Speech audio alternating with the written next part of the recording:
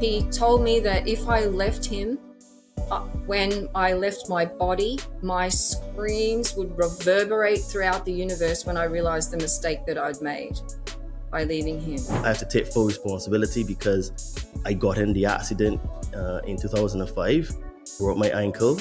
And right now we're going from the age of Pisces to the age of Aquarius. So Pisces is very much top-down power control structure, and Aquarius is very much egalitarian way of being. Thoughts only become real when they're clothed in feelings. And that is so true, because you can have a thought and it's only until you associate a feeling with that thought that it starts to vibrate in you to be real. So if you started to think something and this guy really upsets me, there's a delay between your actual feeling of anger and the thought actually occurring.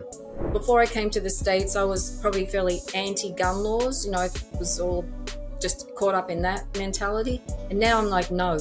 I'm so glad I'm here in this country where there are people who aren't, because it is necessary to take a stand against tyrants. So what role do conscious men play in rewriting the narrative of power, love, and protection? Hey Conscious Man 7 family, quick question before we start. Do you love the depth of these conversations but hate when ads break the flow? I get it. Ads can feel like speed bumps on a highway, pulling you out of that deep zone. That's why we created a way for you to enjoy every episode completely ad-free while supporting the show at the same time. For just a few bucks a month on Patreon or Locals, you'll get full access to uninterrupted episodes. You'll get direct access to me so you can ask me any questions that you have, some cool other perks like early releases, and you'll also help us keep bringing you the powerful conversations that mainstream platforms won't touch. The link is in the show notes. Join us there and be part of this movement. If you are new to this podcast, please don't forget to like, subscribe, and to share, because that helps us to be recommended in the algorithms. If you would like to support this podcast, please check out our merch store on Amazon with the brand Todd and Me. We've got some cool t-shirts, tank tops, hoodies, and sweaters. Link will be in the description of this podcast. And if you're now starting a spiritual journey, you would like to start a spiritual journey, or you're currently on a spiritual journey and you would like some help removing some fears and traumas, please hit me up on my Instagram at Adriano_246 and it will help you to get some magic mushrooms. Enjoy the show and stay tuned, because we have some more great content coming soon. Imagine surviving a cult that stole your freedom, shattered your family, and nearly destroyed your spirit. My guest today, Isabella Young, lived through this nightmare and turned it into a story of liberation, healing, and empowerment. Hello friends, welcome back to the Conscious Man 7 podcast. I am your host Todd Cave. 17 years ago, Isabella escaped a messianic cult after the tragic murder of her son, a crime meant to silence the truth about abuse and corruption. But instead of being broken, she transformed her pain into purpose. Today, Isabella is an author, healer, and guide who helps others break free from fear, gaslighting, and mind control, not only in cults, but in the broader systems of control that shape our society. This conversation is going to be raw, courageous, and transformative. If you've ever wondered how to recognize manipulation, how to reclaim your power after trauma, and how to build a sovereign life rooted in love and freedom, this is the episode you cannot miss. When truth is blurred by lies and misinformation, perception becomes reality. What will you perceive your reality to be? Liberate your fears and walk with me. Sit down and meditate. Connect with your soul.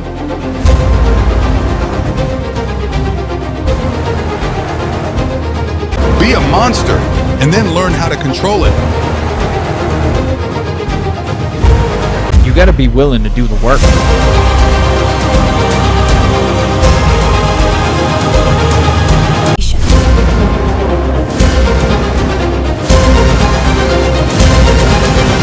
So it really goes really deep in terms of words and etymology and what they mean. So this is why it is really hard to really crack the matrix, because there's so many levels and layers to it, you know. Isabella, A warm welcome to the Conscious Man 7 podcast. How are you today?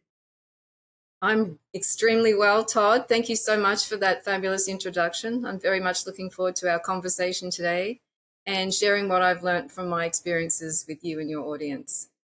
Yes, I am really excited and honored to have you on the show because looking you up, your story is quite both tragic and inspiring at the same time. And, I find that today, because we have a lot of stuff going on in the world, I think that a lot of people have lost hope. A lot of people have given up. And the point of this conversation is to help show people that you can rise from whatever difficulty you've had in life, even if you've had tragedy. Because, like I said, you lost your son. And for any mother to lose a child, death in general is just hard, to be, whether it's your mother, father, sister, brother, death is hard. So some people, because I had a guy on my show before that he is a grief coach, and he said that he's seen people that have stayed in the exact same grief for years and years and years, like 10 to 15 years, with no sort of reconciliation, no sort of movement, no sort of like draw a line in the sand to move on. And what you've been through could have easily made you stay there, but you chose to rise. So I'm really honored to talk to you today. So for those meeting you for the first time, what was the moment you realized that you had to escape the cult, and what gave you the strength to do it? So that basically, let's dive in at the deep end. Absolutely. Well, the moment I realized that I had to escape the cult was basically the moment I realized I was in a cult, because I didn't know that I was in a cult. I thought I was in an ashram with my guru. I had been on a spiritual path for like 30 years. I came out of a family of, my mother was an atheist, and I grew up without any connection to God. In fact, I thought God was everyone who believed in God was beneath me, weak, pathetic human being. And I had my spiritual awakening in my 20s. And then I actually, the man who was my first husband was instrumental in my awakening to there being more to life than it's perceivable through the five senses. He gave me books to read, like Autobiography of Yogi, and that really just opened my mind. And we started a life together. We both worked in the outdoor education field. I was working with young people who had been diagnosed with different mental illnesses, and he worked in the corporate field, but basically using nature and the outdoors and the wilderness as a like a place for personal growth. And I was 3 months pregnant with our second child, and he'd gone off to work. He just started a new company. It was his first day on the job, and about 10 o'clock in the morning, I got a knock on the door from the local policeman and a neighbor who told me he'd been found dead in his car. And that was I just wanted to die in that moment. That was the end of my relationship with my soulmate, the end of our dream to have a permaculture farm together and a life together, basically. Family was all gone in that instant. And I wanted out. It was just it was unbearable. But I had a 3-year-old and I was pregnant, so I didn't feel I had the right to take my own life and leave that mess behind. So I traveled around a lot I couldn't stay on the farm anymore because that was a chop wood, carry water type situation. I just couldn't do that on my own. So I had to leave there and then basically spend the years trying to figure out what to do with my life, where to be, where to put down roots, because nothing felt right. And I, through a prophetic dream, moved to a town called Healesville, ironically called Healesville, outside of Melbourne, and got involved in a Steiner community there. And I was also continuing to do some shamanic journeying with a community that I'd connected with in the Yarra Valley. And I did this course called Dying to Live, which was a sensory deprivation course in preparation for a death experience. And so we stayed blindfolded and in silence, except for when we were in the temple space, and that's when we wrote our wills and eulogies and letters of forgiveness, all in preparation for this death experience on the last morning, which was really a guided meditation. And I just remember the words Merkaba and Antakarana, and I just had this massive out-of-body experience, and was told that a number of things. One of them was it was time to start training this particular person who I only heard of before. He was presenting himself as a trance channel. And when I came back from that experience, it took me a while to get coagulated again. I called him and told him what had happened, and he said, come to train with him in his ashram in California. So I went with my children to what I thought was in his ashram, his community. He had disciples. He was proclaiming himself as the Messiah, the second coming of Christ, the Kalki avatar, the savior of humanity, and we were all there to help serve his mission. So that I was so vulnerable to being taken in by a cult leader. I did want a family. I did want a father for my children. I did want to help humanity, and I did want to heal because I knew I was pretty fucked up. So it all dovetailed into me getting into this situation, and it was pretty clear fairly early on that there's something wasn't right, and it was particularly with him. But he would always say it was me. I was the wounded one, and once I got through all my issues, then would it all be love and roses? But that's not how it turned out. It was hell on earth. He was a tyrant. He punished people for not doing what he wanted in the right time or in the right way with the right attitude. And the punishments included writing lines of affirmation like, I am obedient to my guru, or for me it was, I'm the wife of Christ.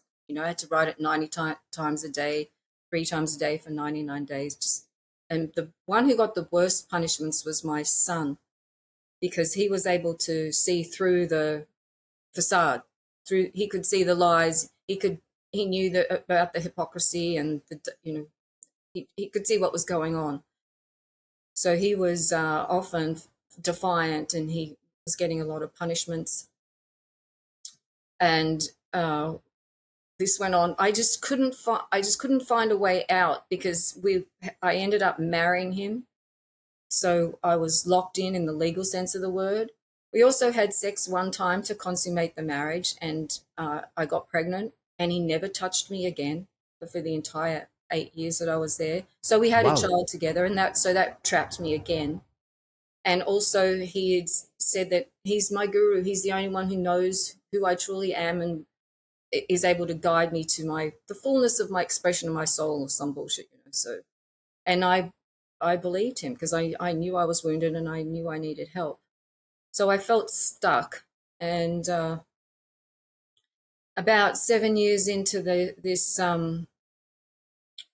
cult situation, spoiler alert, my son came home from school one day, and he was really upset and didn't want to talk about it. So I said, why don't you go to bed and we'll talk about it in the morning? And in the morning he was gone. And I knew immediately that there was a problem. And we called his friends, looked for him, and reported him missing to the police by the end of that day. And the next day, the cult leader sent his assistant to look for him behind the house. There was a wooded area, and my son's body was found with a knife wound to his neck and a kitchen knife next to his body. And that was immediately framed as my son had committed suicide, because he found out he was gay, and that was unacceptable to him, and he knew that would be unacceptable to me. So he took his life. And there were such evil, heinous lies. I find out later that my son was actually, allegedly, I'm supposed to say, murdered, because he was being groomed. Because while I was in a celibate marriage, that was not true for the cult leader. He was grooming the boys, and he was basically fucking all the guys in the cult, and then he had his own Tinder dates. And hold on, so he was having sex with the boys? Yeah. Apparently the autopsy showed that my son's body wasn't sexually violated, but I'm pretty sure he was being groomed. He was being set up, because we found out later that there were 2 other boys in the cult in Melbourne, and they both were sexually abused later on. So it was only through them speaking up that I put two and two together and realized what had happened. So after that, I didn't even want to breathe again. I just went from breath to breath for about 6 months. Same thing. I've got two children and didn't want to put them through the losing their mother as well. So I had to stay alive. But I knew I really needed help. So I went to see this guy who'd been the cult counselor, because in addition to having sessions with the guru and kinesiology sessions and all, because we were so emotionally wounded, us all in the cult, we needed all the help we could get. There was this guy who was the counselor, and I'd never gone to see him while I was in the cult because, I was pretty disobedient. I didn't do everything I was told. And but after my son died, I went to see him, and when I walked in the door, he said, "I knew you'd come and see me one day.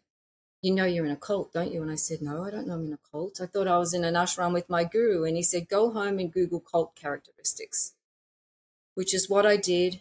And sure enough, there's the list of the charismatic leader who's the arbitrator of truth, who controls everyone's everything, how much you sleep, what you eat, who you're in a relationship with, whether or not you're having sex or children, what you do during the day. And then, there's the love bombing. So I'm the most beautiful woman in the world, followed by hate bombing, and I'm the Antichrist.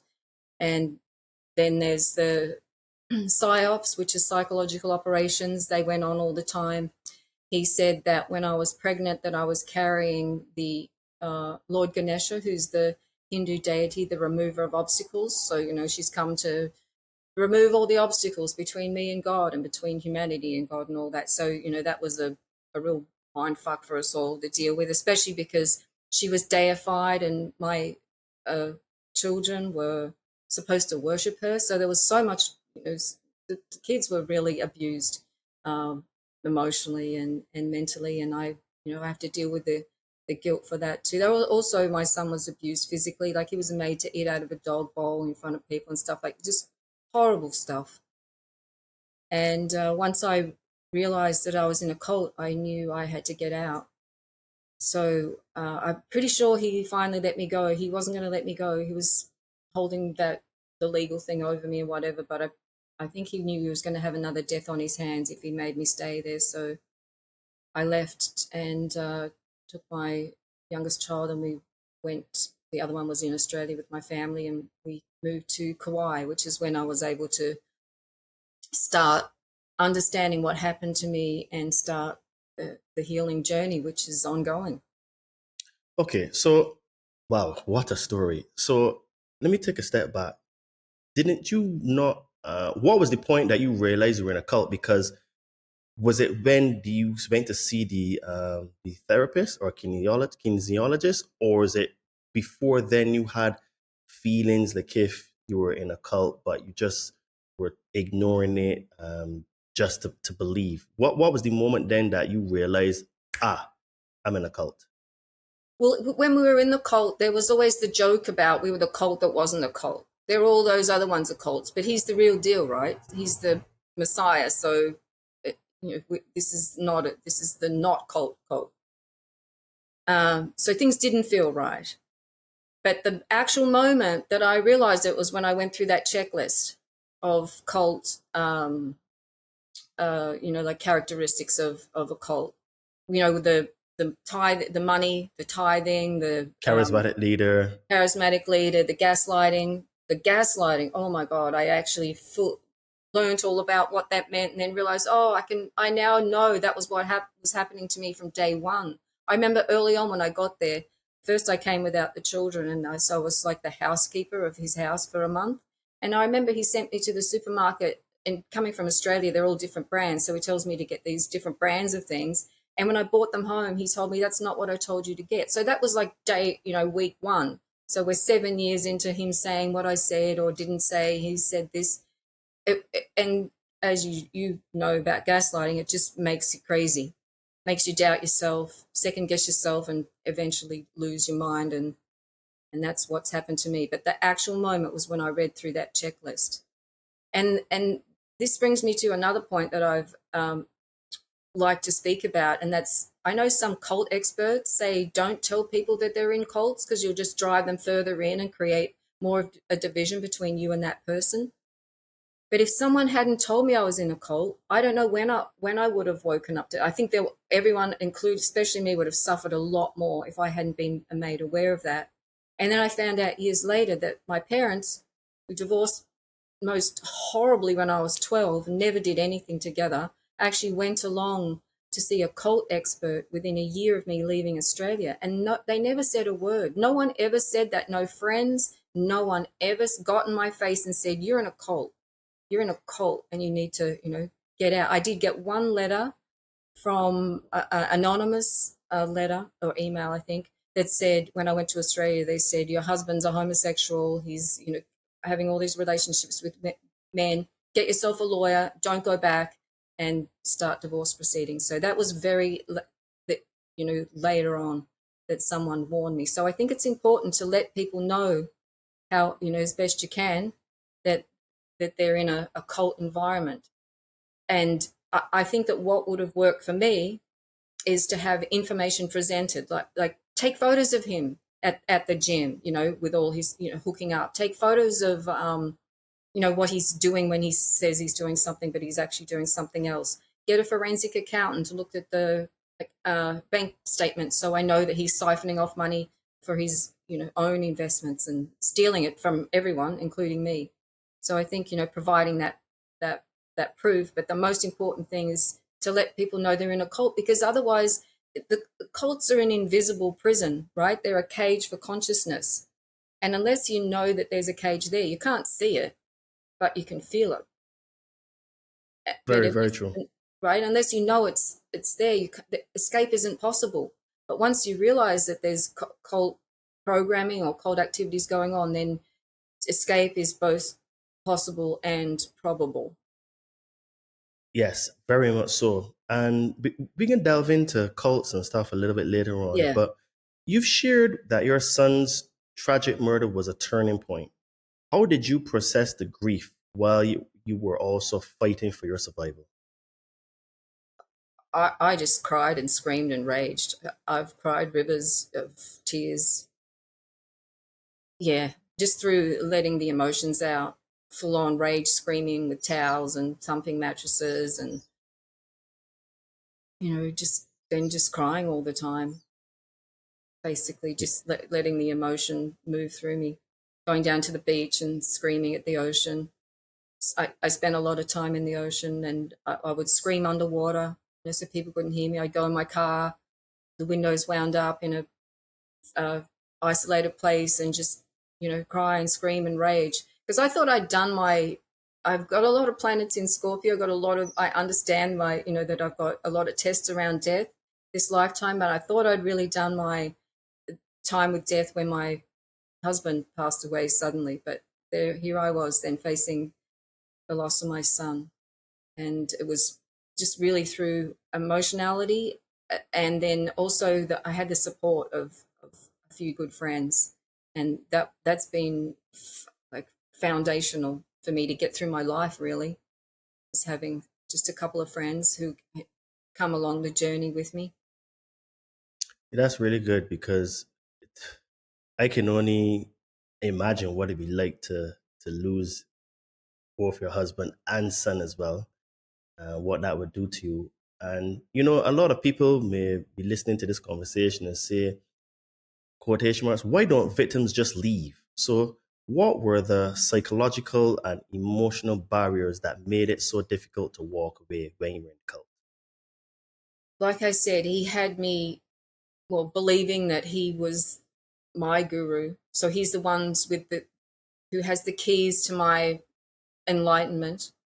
And without him, then I'm basically turning my back on God, on myself, on my life purpose. And what was the other part of that question? What made me want to leave? Oh, I couldn't leave. What made it difficult to leave? So that was like that, almost that spiritual trap. But then the other trap was that we had a daughter, and legally I'm not supposed to leave. I'm not supposed to take her within 2 hours of where he's living. And I didn't want to even stay, this was in Southern California. I didn't want to be in the US anymore. So I couldn't really go back to Australia. I was kind of trapped that way. And that's another thing of cults, right? To isolate people from family members. Well, I was geographically isolated. My family wasn't really welcome to come there. So I was isolated, and I really, yeah, couldn't figure out a way to get out. Because it was ingrained in me that I was the problem, and if only I, faced my issues and healed my wounds, then all this drama and discord would go away. And I kept believing that about myself. It's taken a long time to heal that lack of self-love, that lack of self-worth, that trust in myself, which was completely absent up until just a few years ago, really, because that's what I've been working on. So basically, it was many levels of control, manipulation, coercion, and I And guess blackmail. blackmail, Yeah, and then you said spiritual, like holding, yeah, like spiritual guilt or shame, I guess you could yeah, say. yeah. He told me that if I left him, when I left my body, my screams would reverberate throughout the universe when I realized the mistake that I'd made by leaving him. So yeah, like on a few different levels. But for me, because my spiritual path has been my foremost way of moving through the world for such a long time now, that's how he really got me through that way.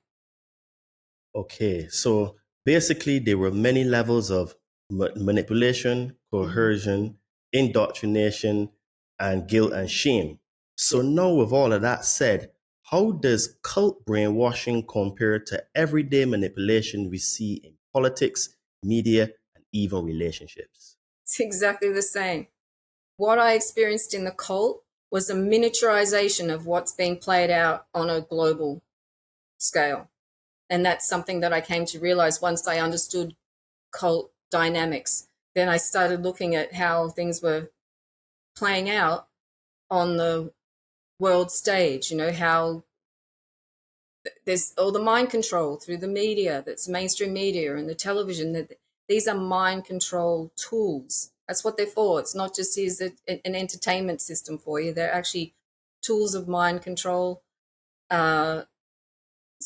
Just like we had him speaking at us all the time about how life is, the same happens through the news and the talking heads on television or whatever, and the screen, the black screen technologies. That's what I understand now, that all the black screen technologies that have been given to us are the tools of the human slavers. They keep us enslaved in these belief systems. They're not just the latest invention or what someone like hooked up in their mother's basement or whatever. No, these are actually the tools that whoever they are, I don't know who they are, the slavers. I knew who I was in the cult, so it was pretty obvious who was running the show there. But we are under mind control from those devices. I could see it, how it plays out through, as we said before, the government, money, religions, science, medicine, how all those systems work together to keep us enslaved, to keep us ignorant, to keep us sick and powerless. And what is that thing about evil? Evil's greatest trick is to not be obvious, to be hidden, and that's what's happening. People can't see that we are being enslaved, we are being controlled, we are being manipulated. Just like in the cult, we're all in a cage for consciousness. There's been a limit that is an invisible limit on how we perceive reality, what information we get through all our senses, not just through the news or whatever, but how we actually perceive it through our senses. We're very much dumbed down and ignorant. And people hate, I remember when I first heard that, even just to accept that word, oh yeah, I am ignorant. I really am. I need to learn a lot more and understand my situation. So yeah, they're exactly the same ways. We got the psyops, like constant, non-stop psyops. So we don't know who to believe. Now we've got AI that just makes it impossible to know who to believe and who to trust. Like the mindfucker is just over the top.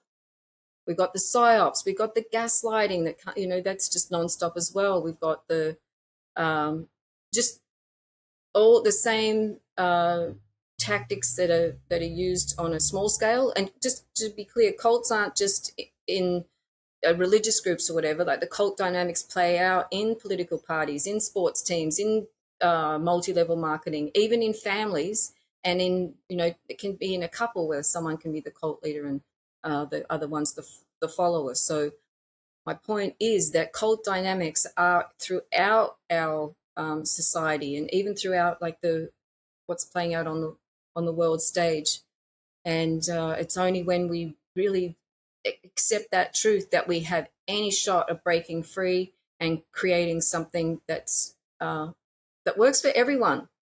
It's not just this power down control system that actually has most people just slaving for the benefit of a few people at the top of the pyramid. Is true. And I'm curious. So in the cult, were there sort of like different sides in the cult that were vying for like preferential treatment or attention? Because like the reason why I ask is that I see that we have this left-right paradigm, and they're all part of what is the government, which just means mind control. And it's like they're trying to outdo each other to try to play to the masses, like, oh, I'm better than the other one. So does that kind of dynamic take place in the cult as well? Oh, yeah. Oh, definitely. Because he, rewards and punishes people, everyone's trying to get in Guruji's favor. So, they're bootlickers, and, then you've got the whole, he's grooming the guys, so they've got their ways of pleasing him and getting in the Guru's favor. But just generally, there was a lot of like competition between people. It's part of that, a bigger part of that whole triangulation thing that happens where you've got one person with the power and they're able to manipulate the other people so that they stay in power, and then all the people who are below them are actually in conflict. Because if they teamed up and said, hey, wait a minute, this isn't right, then that the person in control would lose power. It's like a bit similar to that whole divide and conquer thing. That's the reason why we're divided politically and religiously and by race and by gender and all that sort of stuff, because that's how you keep people weak and powerless. Just divide them all up so they're fighting against each other rather than fighting the true, the fighting for freedom against the enslavers. So in the cult, we had partners, so people that you could talk to, and he would just take the information that one person shared and then use it against that other person, sort of like to prove he was psychic or something. So you couldn't really trust anyone in the cult. And he, like I was mentioning before, he triangulated my children. It was just awful. Like he told them that I loved them differently, that I loved one daughter more than my son. Just evil stuff like that. It's really created, totally damaged my relationships with my children from, going on many years now, but did that damage. And the other one that he does, this is an interesting one, how he keeps his cult members like tied around him. He's got like an inner circle. And what he tells them is that they're the most enlightened beings on the planet, and only they are able to reconcile the fact that, yes, he's the Messiah, but he's also a sex addict, rapist, child predator, spiritual predator, thief and con man. And so he's able to manipulate people. We're talking for decades now by those sorts of strategies of playing people against each other. Yeah, that is an exact carbon copy of how it's done in the world of government, because you would have a prime minister, a president, or even an autocrat, a tyrant, and he has his inner circle, and that inner circle believes that they're, for the lack of a better term, the chosen ones, because they're with him, and they're going to do all of his tasks, to get special favor and contracts and promotions, XYZ, very much like how you're talking about in the cult. And then they're always playing off against each other to try to outdo each other. There's always, because it's almost like we see in the society today, like people that are in the public eye are trying to be more debaucherous as much as they can, or most loud, most obnoxious. You know what I mean? It's all about to look at me, look at me. So it's almost like this kind of like pick me sort of like mentality, very much like what you're describing in the cult. And then, you know, because those people are spending so much time competing against each other, they don't even realize that they're in a cult, which is exactly what we have today. You know, as you so well described, you have male versus female, straight versus homosexual, black versus white, etc. And all we're doing is running ourselves in circles and not realizing that the cult leader, who I think is a group of entities, called the Anuna gods. Me personally, which behind them is the negative energy that comes out of Saturn, but that's another conversation. But the thing is that they are like just sucking the energy from the planet and just keeping us distracted, because you know, you were talking about you know, having, well, you didn't specifically say freedom of speech being censored, but I guess that being able to only say certain things, you would get punished for going against the narrative. And this is what we're having now in places like the UK, where the police, the old bill, are coming for you now for mean tweets, Right. you know. And we have a system where we have so much time spending fighting against each other that we're not seeing that we're the frog being boiled, and the temperature is slowly getting hotter and hotter. Right. And we're still trying to argue about right and left and all that kind of stuff. Yeah, we are being distracted all the time. And even just in the whole like truth movement, there's so many rabbit holes that people are just drawn down, you know, because there's some fascinating things to pay, you know, that you could follow along. Just, you know, 9/11, for instance, that's just an extraordinary psyop that was played out on the world. But all these rabbit holes distract us from, you know, what's really going on. And that's that we are being enslaved and we are being dehumanized, transhumanized. And if we continue to comply, then I just don't even, where I go with this then is even to the bigger picture. So why is it all playing out like this on Earth here? Like, what is going on Earth at the moment? And we are going through a transition. The Hindus talk about cycles of time, and we know there have been well, not anyone, not everyone, but those of us who have been researching understand that there have been civilizations before this one. You know, this isn't the first rodeo of humans here on Earth. And right now we're going from the age of Pisces to the age of Aquarius. So Pisces is very much top-down power control structure, and Aquarius is very much egalitarian way of being, more, I suppose, community-minded, just to put it simply. Or the Hindus describe it as we're leaving the Kali Yuga and moving into the Dwapara Yuga. But basically what it's describing is that the consciousness, like collective consciousness, has been on a descending cycle.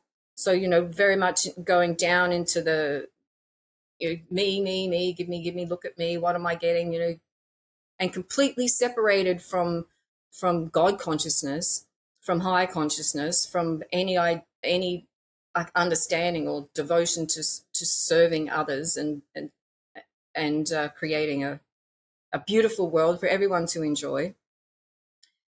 And so we're now on the upswing. It's happening, and it's happening because of the light, the frequency of light that's coming to us through the sun, which is a portal. So the great central sun, through the like stars, moon, whatever. So from everywhere, the frequency of light that's now bombarding Earth is increasing, and that's measurable by the number of or the increase in solar activity.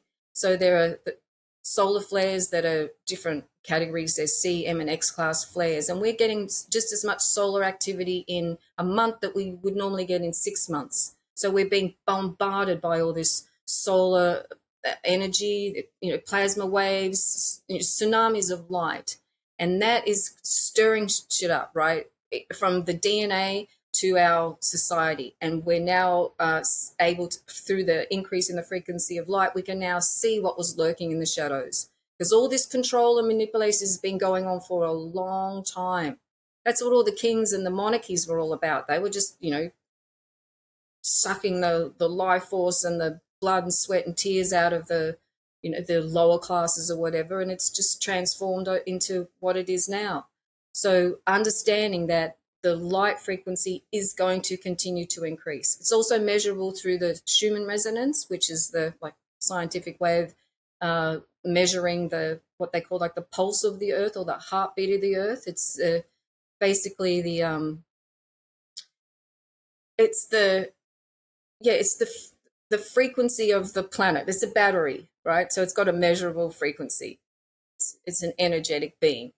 And that typically was measured at 7.84 hertz. And now it can be 40, 50, 60 some days. It's really, the frequency is increasing.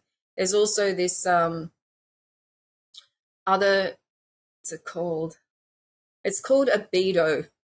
And it's the reflective capacity of a thing, like how much light is absorbed. And at the moment, that measurement has decreased. So Earth is absorbing more light at the moment. And that's really the catalyst for all this chaos and change, and those subhuman, non-human, anti-human forces that are controlling us know all this. They know what's happening. They're well aware of how things are going to play out. So how I see it is they're basically just like teenagers at a house party decide to trash the joint before they leave. They're extracting the most amount of energy, loosh, resources before their ultimate demise, because as the frequency of the planet increases, they will no longer be able to sustain themselves. There won't be people who serve them. There won't be the negative energies that they can feed off. They won't be able to run the show anymore. That's how I see it anyway. That's my understanding of where we're at and where we're heading, and what gives me hope and I have faith in that. Yes, definitely. We're seeing increased solar activity. And one of the things that has also happened is that the Earth's magnetosphere is actually a lot thinner than it used to be several years ago.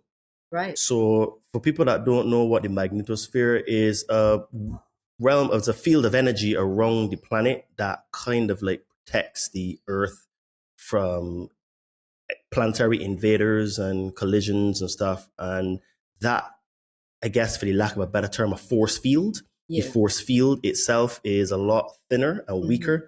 So what's happening is that due to the fact that there is more solar activity from the central sun, that energy is also being received into Earth and us as well, because the magnetosphere is a lot less. Hence why we have so much change, and people are waking up, people are being activated, the DNA is changing and stuff like that. So we've talked about a lot of things today, and say someone was now listening to me for the first time and they're now thinking, oh my gosh, am I in a cult? What was the first step in deprogramming your mind once you escaped from the cult? I spent a lot of time in nature.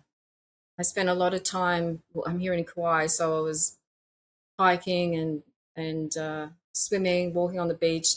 And I also started practicing grounding. So grounding is basically just being connected to the earth. And our ancestors have known about the importance of being connected to the earth, because the earth, like I said before, is a giant battery. So it's what charges us. It's also what balances us physiologically and electromagnetically, especially with the chaos of electromagnetic energy that's around us all the time. There's no way that we can recalibrate unless we're directly connected to the earth. So skin to earth, bare feet on earth, lying on earth, just relaxing and receiving, because when we relax is when we receive the most. So I have been pretty much barefoot, except if it's obviously an unsafe place to go barefoot.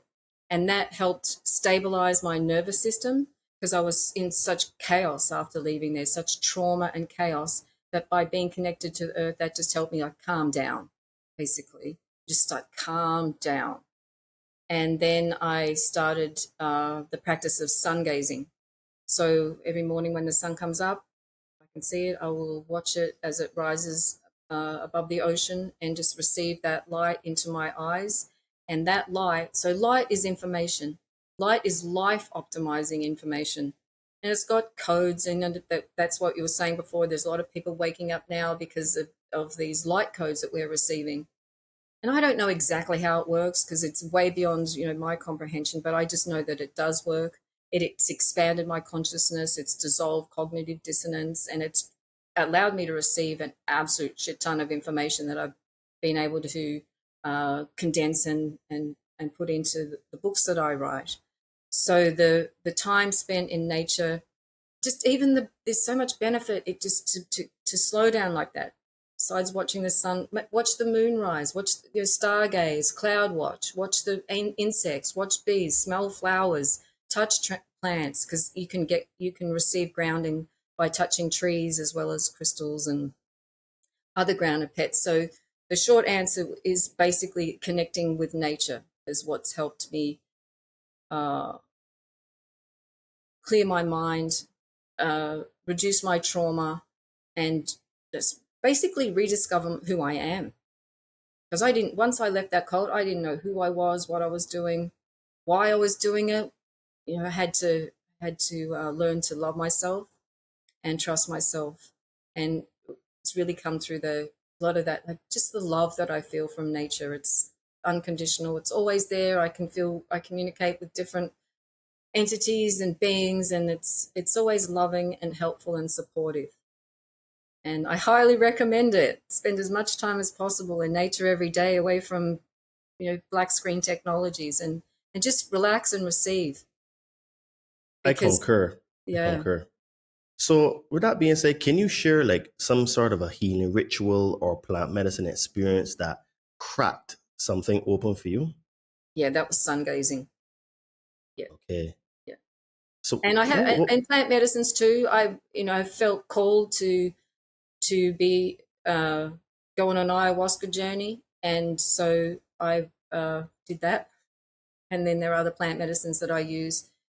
So I've focused on expanding my consciousness in different ways, and that's just being in nature, sun gazing, plant medicines, and also through just research and further learning, as well as breath work and meditation and things like that. okay, so you've never done ayahuasca then? Yeah, I have. Ah, okay. Yeah, I had a dream that I was doing an ayahuasca ceremony, and I was not interested in doing it with a group, or I didn't want to travel to Peru or whatever. And I was fortunate enough, there was a shaman that lives on island that grows her medicines, makes her own medicines, and so I did 2 journeys with her, and I haven't been called back, and I'm kind of relieved. I got my ass kicked. Yeah, ayahuasca is something special. I'm actually going on a retreat next week. Oh, So wow. when this episode comes out, most probably it would be post my retreat. So yeah, I'm going to sit with the medicine for a couple of days in the jungle as well. Wow. Luckily for where I am, I don't have to travel that far. It's only like an hour and a half. And yeah, so I will actually make a walk and talk on about that. So Oh. probably when this episode launches, I will probably have the walk and talk about my experience the day after, coming out just after that. So Oh, that'll be stay so good. What a good way to anchor the experience. Oh yeah, Do that, yeah. yeah. I did a walk and talk last year, and that episode will most likely be exclusively on my Patreon or locals, because I'll probably get into some semi-personal stuff there as well. So if you want to hear about that, sign up to my Patreon or locals. But yeah, ayahuasca is a very interesting medicine because if you don't give it the respect and the reverence, she kicks your butt, and there can be a lot of purging. Let's just say, you know. Yeah. So I know that for me, it has changed. The medicine and ayahuasca have totally changed my life. So, what role did the spirituality and expanding your consciousness through plant medicines play in your healing journey? I think every time I imbibe I like calling them entheogens, because they just connect us to God or whatever. I feel I feel different. I feel more open and expanded. And I reckon that these sacred plant medicines are actually one of our best hopes moving forward, because they do shift consciousness so radically, and they do provide insights, and they make radical change in a short amount of time. I don't know how much time we've got, but it was certainly tick-tock here. And I think there's a lot of benefit for if you feel called, though, only if you feel called. Like, I wouldn't just go along, just randomly turn up at an ayahuasca ceremony. I think you have to be prepared. You have to feel called by the medicine, because respect is paramount for these medicines, because they are so powerful. And to, be in gratitude and then be applying the lessons. I think that Absolutely. yeah. Absolutely. So you've spoken about overcoming a death wish. How do you still work with that shadow, and what would you say to someone trapped in grief today? Well, I don't know. I haven't really thought about it. That's interesting. I haven't put death wish and grief together. I suppose it just makes sense. But for me, they're kind of separate. Like, I still do have a death wish. It's still really strongly there. I mean, it's not fun living with pain and missing people. It's not that fun. And it's not like I don't grieve anymore, because I do. I'm still, like, it's just 30 years later, it's still raw. I think how I see it now is the grief is contained, and I'm able to like just live with it better. So I've got the same grief inside me, but I can live with it now. It's not overwhelming. I think this is where the death wish comes in.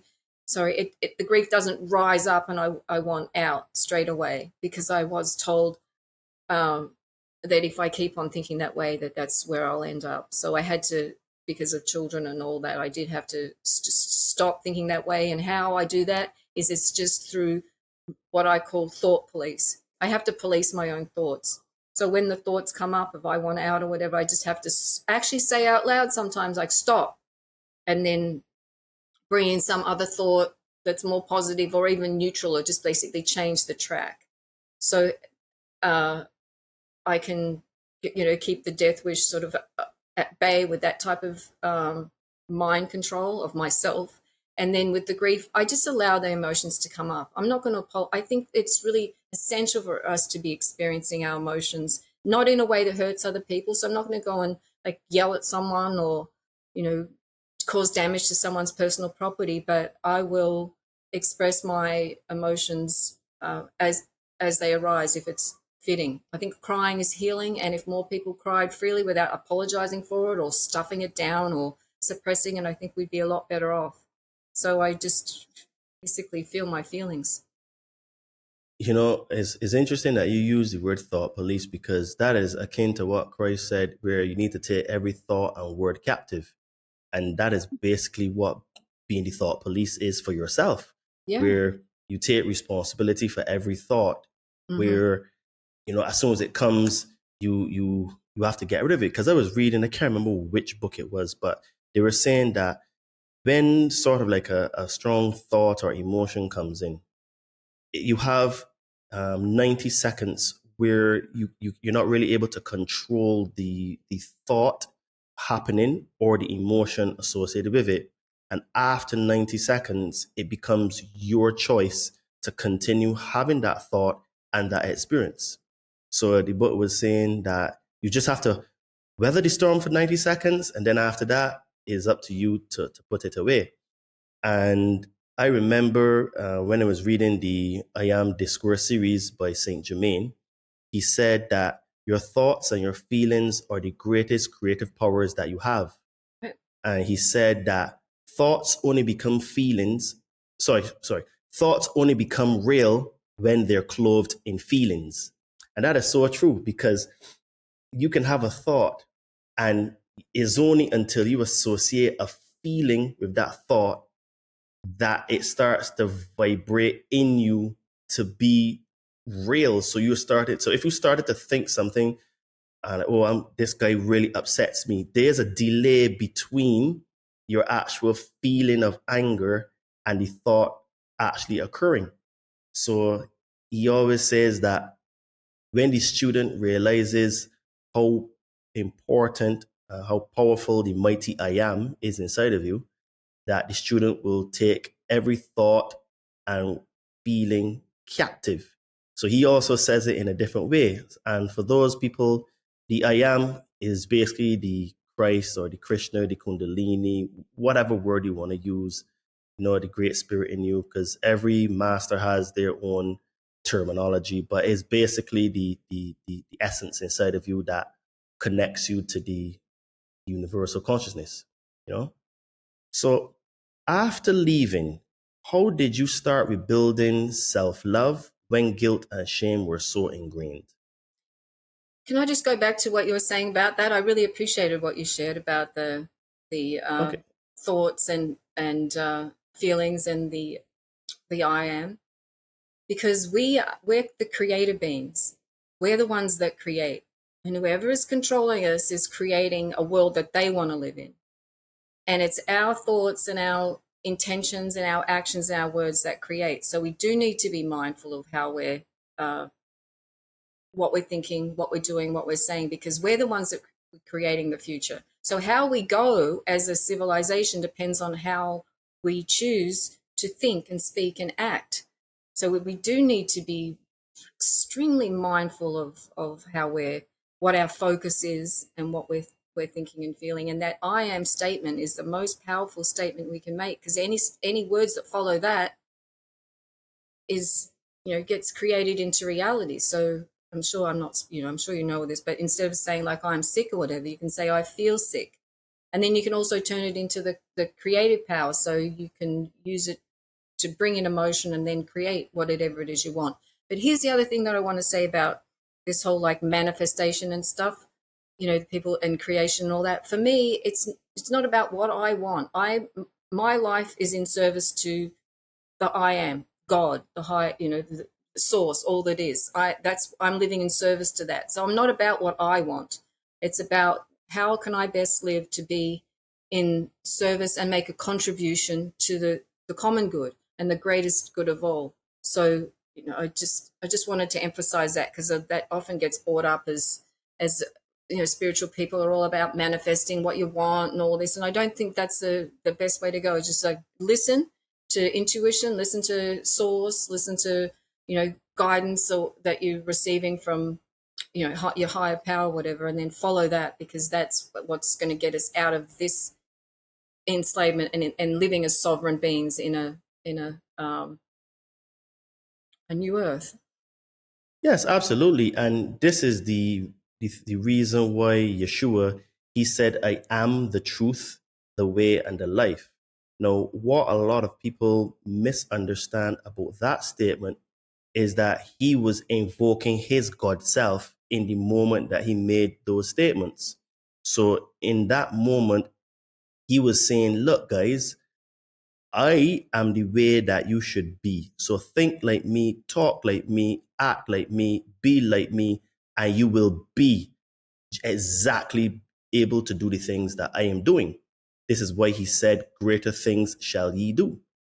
The problem that we have is that people like to use a lot of semantics, word gymnastics, and a lot of distraction in terms of dogma to basically bypass those statements and get away from the fact that we are creator beings. We are co-creators here, and we have the God spark in us. Like I said, some people call it the I am. Saint Germain says the reason why he uses the I am is that before it was the Om, and the Om is basically the same thing. Mm-hmm. But he said that what happened is that after a while, people started to like, for lack of a better word, like worship the Om, in the sense where like they didn't realize that the Om was just the frequency that they need to be. So it almost became an idol, almost. So to get away from that, he uses the term the I am.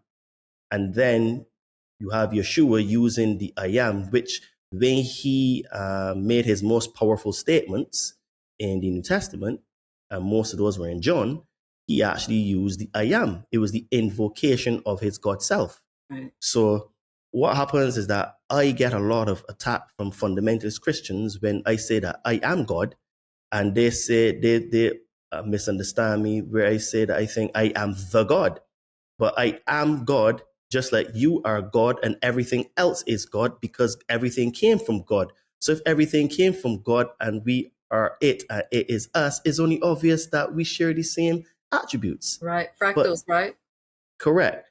So what happens is that because people are very much in cults, because they have a charismatic leader that is going to come back to save them, not realizing that they're supposed to save themselves, this is why they attack people like me and you when we make statements like that, and they call it blasphemy. Because just like when you were in your cult, when you spoke against your, it was the guru? What was the term you used for him? The guru? Yeah, guru. Right. So when you spoke against your guru, you were punished, right? And anyone else that spoke against the guru was also punished. So when you speak against the dogma and the narrative, they try to punish you and say mean quotation marks mean things like I'm performing blasphemy. But Right. I just say to people, if you were to go and read the things yourself and just use a little bit of logic, you will start to realize these things and you have to internalize them. But we have a situation where people, they just believe what the leaders tell them, you know? Yes. Yeah. And I think the best place to start is don't believe anything until, you can like prove it to yourself. And on that savior programming is worked a treat to keep people passive and disempowered. People believing that just Jesus is coming, but we, like you said, it's up to us. It's up to every individual who can to take action and free oneself from enslavement, and then hopefully be able to inform others of the condition that we're all living in. But no, there's no savior. The only savior is oneself. The irony about it is that Yeshua himself said, if they said that I have returned and I'm over there or there, don't believe them. He actually said it, right? That if they say I have returned, don't believe them. So again, I mean, people just make statements, but they really don't do the research or the reading because they come from a place of ignorance and it's just from they believe in what their religious leaders have told them, Well, because they're trapped in a cult. Right. And once one realizes that, or even you get a bit of an start questioning things like, oh, maybe that's not, maybe the government isn't acting in our best interest. Maybe they do want to kill us, right? Once you start, then what do you do with that? That's terrifying. Oh my God. The government wants to kill us. The money's worth nothing. It's all just a scam, and the medicine's poison, and, really, that's a good question. Like, what do you do then when you realize that actually the world that's been presented to you from birth is basically a farce and a trap? What do you do? I don't know. What did I do? I just started realizing ways that I could extract myself from that matrix of enslavement. I don't vote. I don't take any interest in politics except for just a bit of a scan to just then do an eye roll and go, oh my God, here we go again. I don't participate in the system as much as I can. And I would love to be on my own land and growing my own food, that vision that I had 40 years ago, to be as self-sufficient as possible. I would like to be completely extract myself out of the system. But, the money's a trap. Just for people people have to work to live and eat, but it's still serving a master. And I think we just individually have to, do whatever we can to extract ourselves little by little, as well as informing other people, so that we can create parallel society or an alternative, systems of currency and exchange and that sort of thing. Yeah, I couldn't agree more. And you kind of answered a little bit of my next question, but there's some other parts of it. So after you left the cult, How did you start rebuilding self-love when guilt and shame were so ingrained? I repeated the mantra, I love myself, all the time. Whenever I got a gap in my thoughts or whatever, that would be where I just revert to saying, I love myself. I love myself. I treated myself like I'd treat a child. I made sure I ate nourishing food and did things that I love. Like I said, walking on the beach, going swimming. So did activities that I love, wear comfortable clothing, and just a lot of self-talk. That's basically how I broke through that self-hatred, and I still deal with guilt and shame. It's not all over. It's not a done deal. And even the self-love, sometimes I have to remind myself that it was really through self-talk. Yeah, and I tell people that the same way how every day you eat to stay alive, you have to fight every day to maintain that peace, that Yeah, love for yourself, yeah, that that belief in oneself that you can overcome. Every day you have to fight for it. Is like every day you have to pick up your cross and you have to die to your old self, because the old self wants to come back because of the programming, the indoctrination, the fear, the guilt, the shame, the dogma, what others think about you, society requires of you, the job demands of you, the mask that you have to put on your face every day to go to work and to be in this world, right? yeah, So I tell people all the time that it never stops. You have to fight every single day for it, because I remember I was talking to one of my clients and she said to me, yeah, Todd, so I did all of these things and, I thought that things would just get better. I says, well, they do get better, but things do come back all the time. She said, I thought that if I did all these things that, it would change my life dramatically. I says, well, it has changed your life dramatically because one, you work with me and you're getting improvements in your physique and also your mental and spiritual.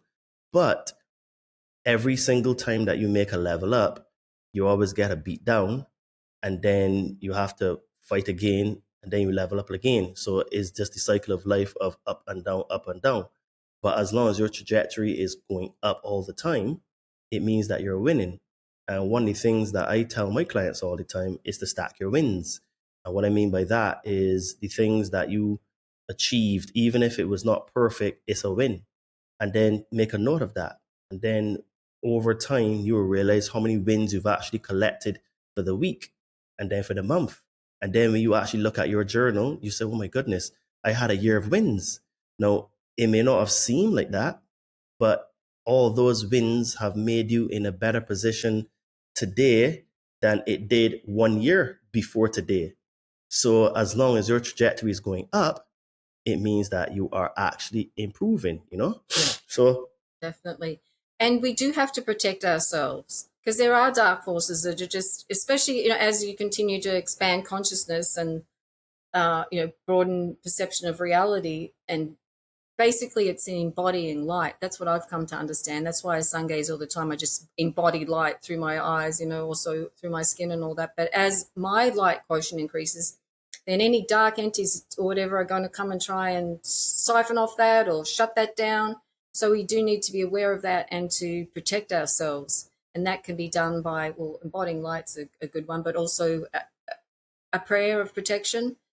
Because remember, there are countless beings of love and light who are ready to help us in whatever way we need. And for me, it's that I stay protected from evil.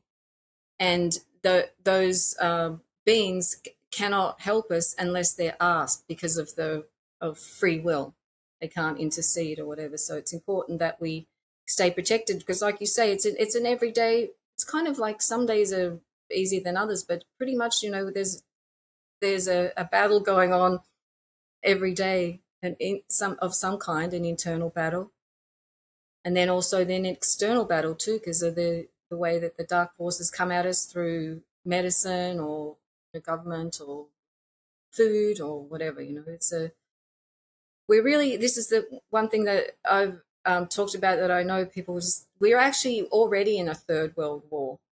While it may not be full-blown kinetic war at the moment. We are under attack in so many ways, right? From even before birth with ultrasounds, and then, that's all the vaccination schedules and the brainwashing through the schools. And it just starts really early on to shut us down, to disconnect us from God, to disconnect us from each other, disconnect us from ourselves, and disconnect us from nature. So we really got to firstly recognize that, and then work towards making those connections and working on them and keeping them strong and alive. So I have an altar, and I tend my altar. I put flowers on it, and it's a place for prayer, and it's a place for giving thanks and for feeding and on my connections with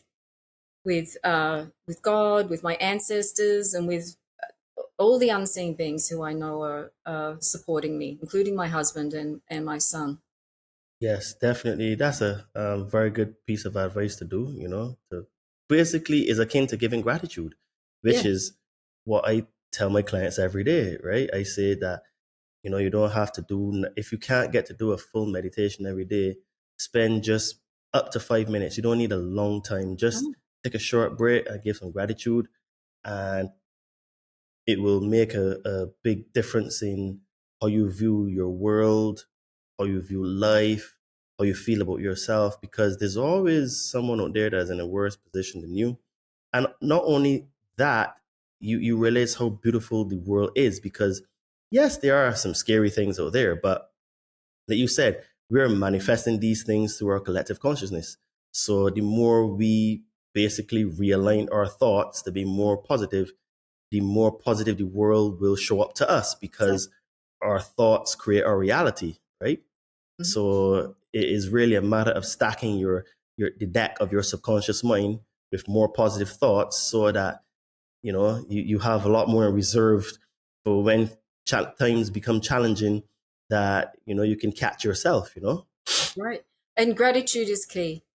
It really is. It's a game changer to start appreciating the good times and also the challenges, because they are challenges.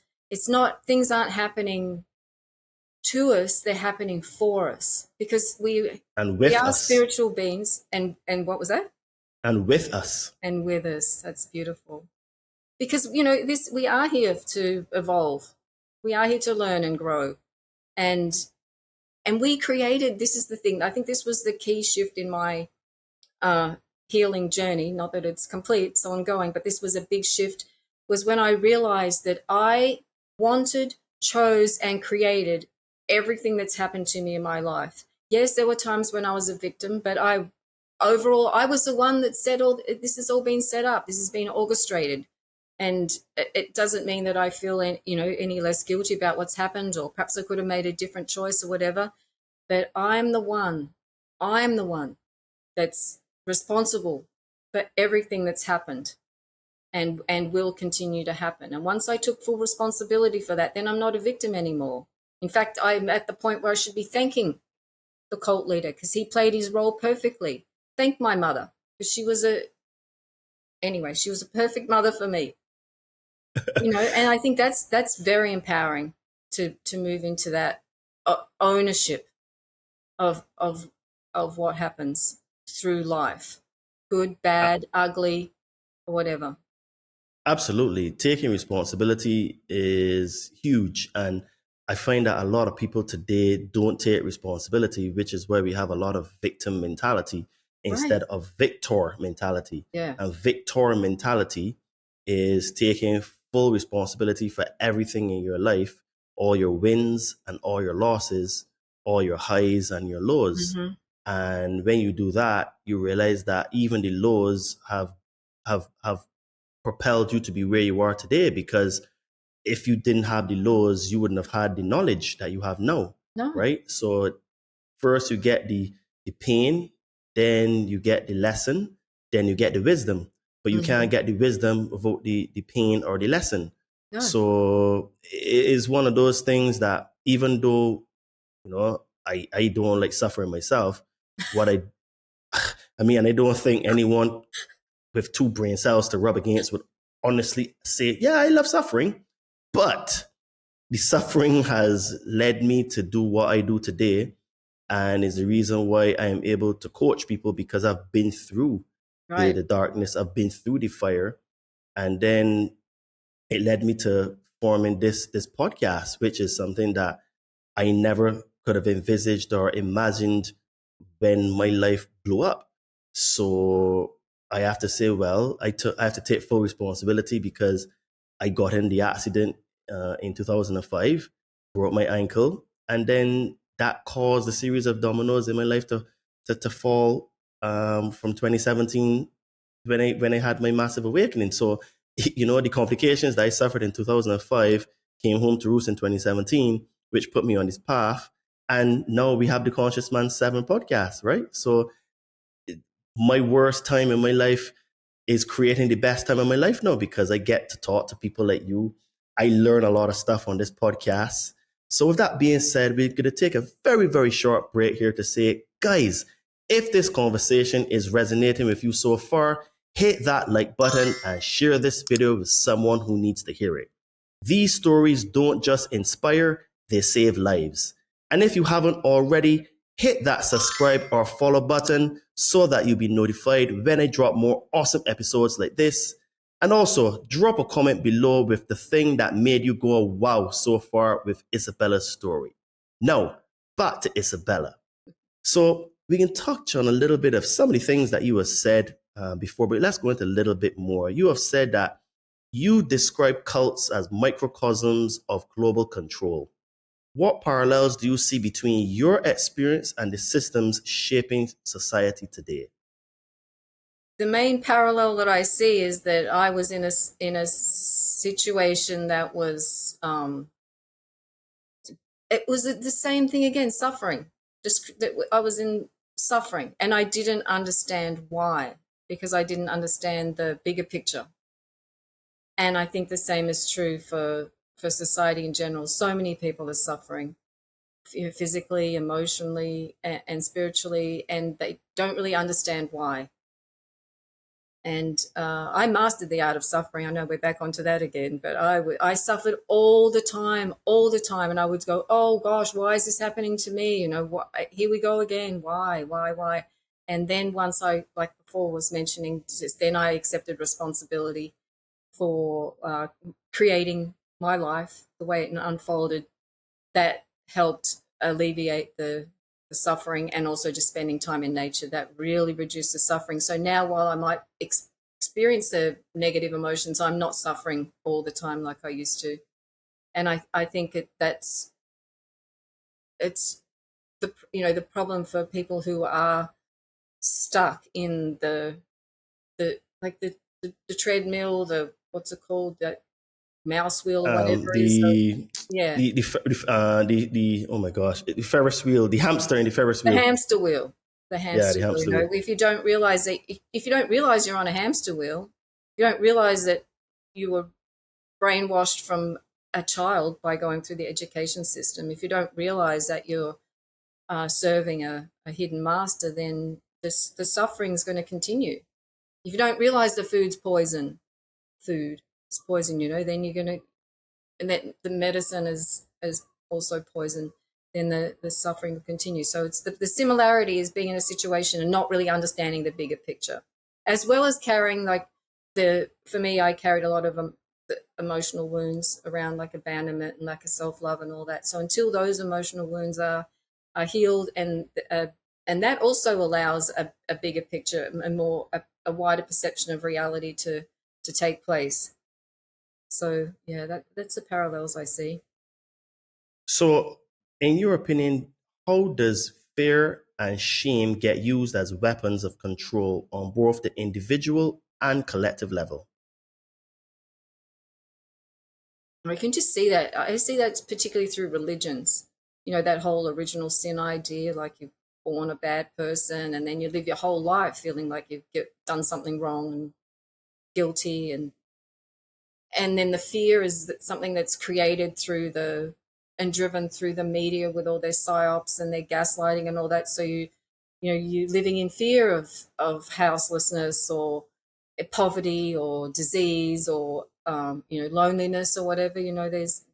and by driving that fear, and sometimes amping it up to outright terror, it means that people are going to be looking outside themselves for someone else to solve the problem or to deal with the enemy or take the fear away, rather than it's very disempowering to be fearful. You can't really make clear decisions or live from a centered place when you're fearful, and that keeps people weak and controllable and following along with the masses. This is one of my major issues with organized religion.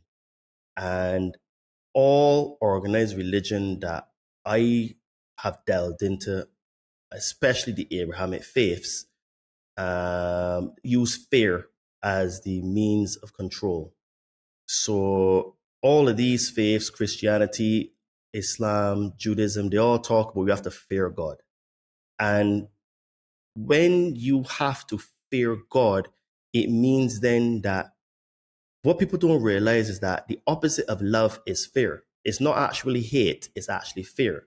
And the reason why it's fear is that hate comes from fear, because you hate things that you fear, because the fear causes you to have to confront yourself and that person in the mirror. And if you have so much fear to face yourself in the mirror, you end up hating yourself. So by default, because you hate yourself, you end up hating others.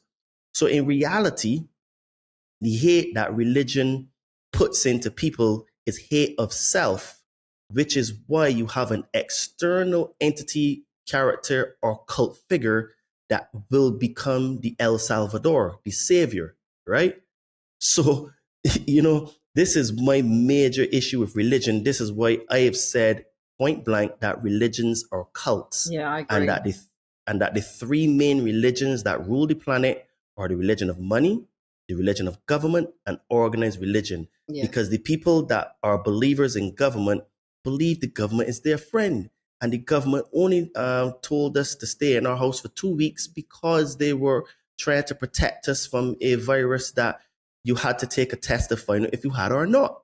So basically, they did it out of love. So they just forced people to be in their homes, got us addicted to our screens even more. Phenomenons like OnlyFans took off. And then you have more bifurcation of the sexes, where you have more sexualization of women, men becoming more simps. So you have both sexes confused and just destroying themselves, because women destroy themselves by selling their body, and men destroy themselves by selling out people by ratting on their friends and killing others. So and the children don't even know what they are. Exactly. So this is why I say that people that follow religion, people that believe in government, and then people that worship money, they all have the same ideology. Yeah. That when you question their beliefs on their religions, they push back vehemently against you, and they like to come with a lot of dogmatic statements because they don't want to actually look inside of them and realize that they are being controlled. They hate themselves, and they actually have no love in their hearts. So this is why the world is getting worse and worse and worse. So why do you think so many people cling to cognitive dissonance even when the truth is right in front of them? Because they're terrified of their worldview collapsing. I can completely understand that. Like if you start to get a bit of an inkling that these systems are systems of control and enslavement, then, the world starts to crumble down. Then who do you trust? Who do you go to information if you've been trusting the news or following along with government directives or going to church every Sunday? Then what? That's why people hold on to so strongly, because it's the then what or now what. It's like their entire belief system just crumbled, didn't it? Yeah, Their paradigm it does. just You realize you've been living a lie. The thing about it is that that's so powerful, painful, when you actually Yeah. realize to that fact, you know? Right. And I think that's too much for some people, and that's why they fight so hard to defend their cult or their cults. And they will fight, they'll kill for their cults because they don't want to face the truth. And like you said, it's also about facing truth of self too, and that's not a very comfortable process for people to actually look inward and deal with all that. But yeah, they're just holding on really tightly because otherwise what's going to happen? What is going to happen when those systems collapse? Because collapse they will. And You it's up know, to us as how it goes. For those of us who know what's going on, who can see what's going on, it's really up to us as to how it goes. Is it going to collapse into well, it's up to us as to how it goes. There's a lot of different ways it can go. I pray for divine intervention. you know, right? I tell people that when I now meet them and like I share certain things, I say to them, if you really, really want to understand how I think and how the world is run and works, watch the Matrix series. Yeah, The Matrix series is a great documentary to explain to people what we live in. I agree. And what you just described was exactly what happened. I think it was the French guy. He was speaking to Neo and they were eating the steak. And he was saying that, you know, a lot of people do know deep down that the Matrix isn't really real, but they will fight tooth and nail to stay in the Matrix because it feels so real. And, you know, it feels safer to be here because the experiences are so real. So he says, I know that this steak isn't real. And he's cutting it and it was medium rare, so there's blood coming out of it and stuff like that. And, you know, because it is just safer. And then I think it was was it the fourth one or the third one where the guy that was betraying them, he told Agent Smith to put him back in the Matrix. He says, look, I know the Matrix isn't real. I know that this is all BS, but I want to go back and I want to be reset so that I believe it is real and I have no memory of me waking up and no memory of anything that's ever happened that I'm doing right now. And I found that quite interesting because that is exactly what we have today, where people I honestly do believe that deep down in people, all of these normies, all these NPCs, they do know that it's not real. But because it is just so much more comfortable to stay believing, I think that they fight tooth and nail to believe because facing yourself in the mirror is the absolute hardest thing you ever do in your life. The absolute hardest, you know? Yeah, most people would rather stay with the comfort of lies than accept the uncomfortable truths. Facts. And you just So, reminded me, just on that self-love thing, you reminded me that I did a lot of mirror work. like So it actually wasn't, standing in front of the yeah, mirror? yeah, I did. Yeah, exactly. I would look at my eyes and say I love myself. So I'm just adding that in there. It's really a very powerful practice to do mirror work. Yeah, I have had to do that as well myself because there were moments and times where I had huge amounts of self-doubt and I honestly couldn't see a way out, you know, of what I was going through because the mind is a very interesting piece of software where it if you don't feed it the right information and program it the right way, it can create a prison for you. Mm-hmm. And then at the same time, if you feed it the right information and program it the right way, it can be a massive tool for freedom, love, happiness, and abundance. So it's very, very much on the programming and information you give it, which is why I personally don't watch TV. I don't watch movies. No, I do like movies, but one of the reasons for me is I just don't have time. Being a coach full time and running a podcast is just way too much for me. And that's why I have a team that helps me. And even with my team, I'm still flat out. I do Monday to Monday. So, there's no breaks over here, right? We on the grind. But the thing is, I absolutely love it. I love having these conversations. I learn a lot myself. And my mission is to help people as much as I can. I'm trying to touch, move, and inspire people so that they can pick up their cross, die to their old self, look at themselves in the mirror, heal their fears and traumas, and become their best self to reach their highest potential. That is my aim here, service to others. Right. And Exactly. my Yeah. podcast and coaching are the modalities that I use, right?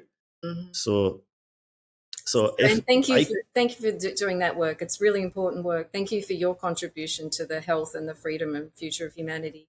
Thanks for stepping up and taking action. Following your heart, following your guidance. Thank you. You're welcome. Thank you for you as well for doing what you do, because the message that I received was, Todd, if not you, then who? That was literally the Right. message I received. And if not now, when? When? Yeah. So, I share my story with people to touch, move, and inspire them that they can also, rebuild, which is what we're going to talk about right now. So, how can someone begin to rebuild self love after years of abuse and manipulation? Get to a safe place. It's important to get out of if you can, to remove yourself from a dangerous situation or abusive situation or abusive relationship if possible, because otherwise the trauma will keep repeating itself. But if you can't do that, then just make some time away for yourself. And we've already talked about how, using mirror work to tell yourself that you love yourself, that you're worthy.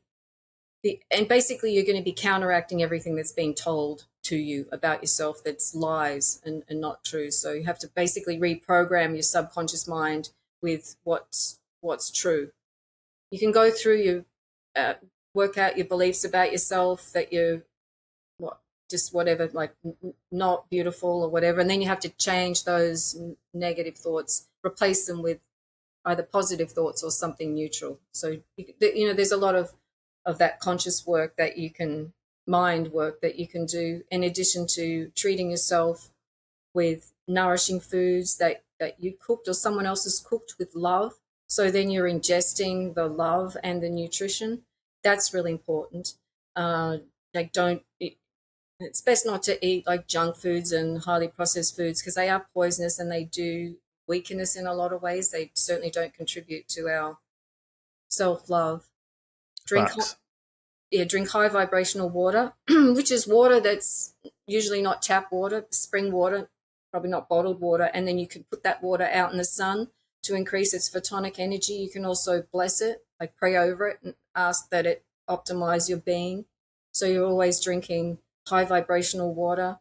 You can grow some plants or some food, and then those plants that grow will grow with the medicine for you. I sprouts all the time, lentils, mung beans, or whatever, and then pray that those sprouts, which then have the life essence in them, I'm ingesting them, so I get the blessings of that medicine. You don't have to do a whole food garden, which would be fabulous, but it's important to grow some types of food, and then you're nourishing yourself directly in that way. Make sure that you surround yourself with things that you find beautiful, because often if you've lived with someone who's abusive, that they will have done the decor. I know that I did. He did everything, and I basically didn't have much of a say. So then I said, what do I like? What art do I like? I like plants. So surround yourself with things that you love. Surround yourself with people that you love, and make sure that whatever information you're taking in is uplifting or neutral or whatever. But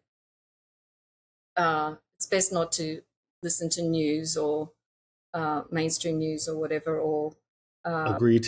yeah, it's only designed to increase fear and decrease personal power.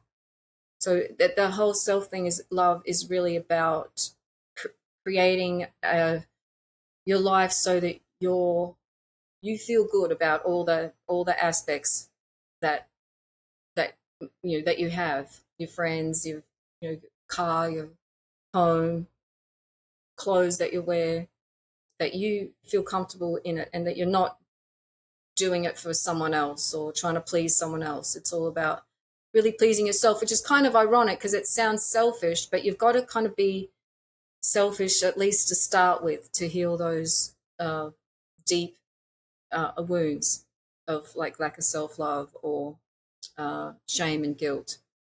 You've got to take good care of yourself. Find if you've like a coach like you, or a trusted elder, or a health professional, whatever. But it is good to have someone who can provide you with additional support and encouragement and guidance. But mainly the thing is that I found the most important thing was just to make sure that I don't have any intermediary between me and my higher self, between me and God. That's why someone's always in the way. It's just me and higher power, and make sure I'm listening. So tuning into my body, because sometimes I can feel it in my gut. Something doesn't feel right, so don't do that. Or feel it in my heart, someone feels right, so allow that in. So be really tuned into your intuition. It's different for everyone. Listening to your dreams, watch for signs and synchronicities, because they're one of the ways that the universe speaks to us. As they can affirm or just send us in a different path if necessary. Listen to music that you love. Play music. Just be human. That's really important, because these black screen devices are very dehumanizing and very transhumanizing. So be doing human things, whether that's exercising, dancing, walking, singing, whatever it is. But make art. That's really important to find. What's your art form? I'm a photographer, and I'm a writer, and I like to cook, and I like to garden. So I do those things. That makes me human. Have conversations, get to know your neighbors, be available to help your neighbors, because being of help or being of service to other people immediately takes you out of your own little miserable story, and then you get to be helpful to someone else, and that benefits both people. And then the other thing too is to practice smiling. I know I don't do it a lot, but I should do it more, because smiling. That's the Buddhist smile, because lifting up the corners of the mouth actually lifts the heart in its pericardial sac. Otherwise, it's just like slumped down there. But a smile can lift the heart, and you can feel lighter. So that's just a simple practice that can increase feelings of joy and love and connecting with other people. Wow. We have so many technologies. That's pretty much what I've written about in my books. It's basically the body technologies that we have. Our voice, like I said, smile. And the way we can create, and also there are these alchemical technologies that we have that I just don't have time to get into now. But there are processes of renewal that we have in our bodies. We also have all the technologies from nature. So use them. Crystals is not just woo-woo shit. It's actually, they work. They can transduce enemies. Probably do that. They can deflect enemies. They can protect. They can amplify. They can enhance. They can heal. So, there are all these medicines in nature that we are ignorant of, because we've got this idea of what medicine is. But they're, just sitting with your back against a tree, just watching the squirrels play or whatever, that, or the ants crawl along the ground. These are all medicines that we can use to increase feelings of self-love. Right? What you said about the thing about smiling and the Buddhists, right? I've never heard before, but I know that it is true, because I immediately started to vibrate inside of me when you said it. And I was like, and this is how things are true when you hear it, because it resonates with you. And I was like, wow, interesting. Because I try to smile as much as I can, because when you've been through the fire as much as I have, you realize that it's just better to smile and to laugh things off than to really study it too tough, because, when you come out of the darkness, you don't want to go back, right? Right. So I force myself to smile and to laugh things off and just say, okay, throw my hands in the air and say, okay, well, it didn't go to plan. So, all right, what can we do differently? What was the lesson? Where do we pivot from here? Right. And I just smile and laugh about it because it's just easier to do than to really study it too tough, because you just go back to a place of darkness. And I hate suffering. Yeah, So so do I. I Smiling is such a powerful medicine, because I remember when I first heard it, I thought, oh, that's interesting. And then I smiled and I could feel it. I could feel the lightness coming into my heart. And then also it's not just beneficial for me, but it's beneficial for whoever I'm smiling at too. So absolutely. it's very underrated and extremely powerful medicine.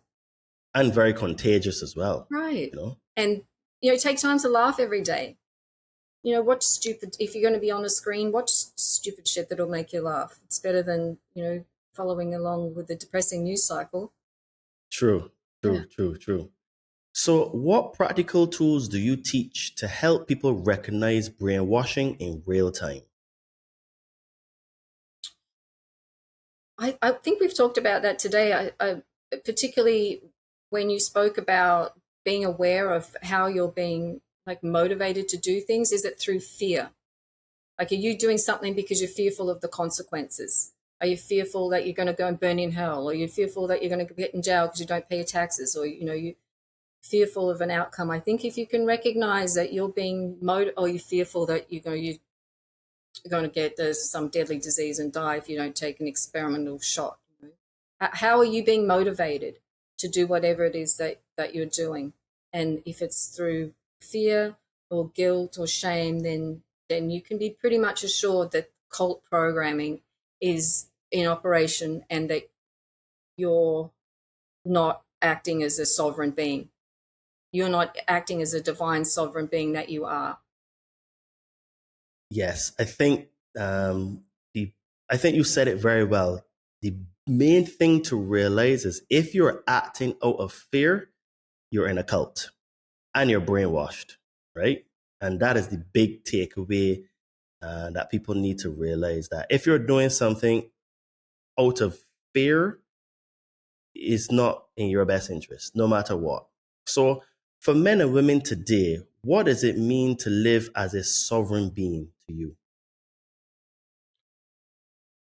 For me, living as a sovereign being means that I'm in direct connection to my higher self, to God, to all that is, to the countless beings of love and light. Like, I'm connected to them. I'm open and available to them. I'm also connected to the earth. I've got roots of light that go into the ground. So roots of light that go into the cosmos, into infinity.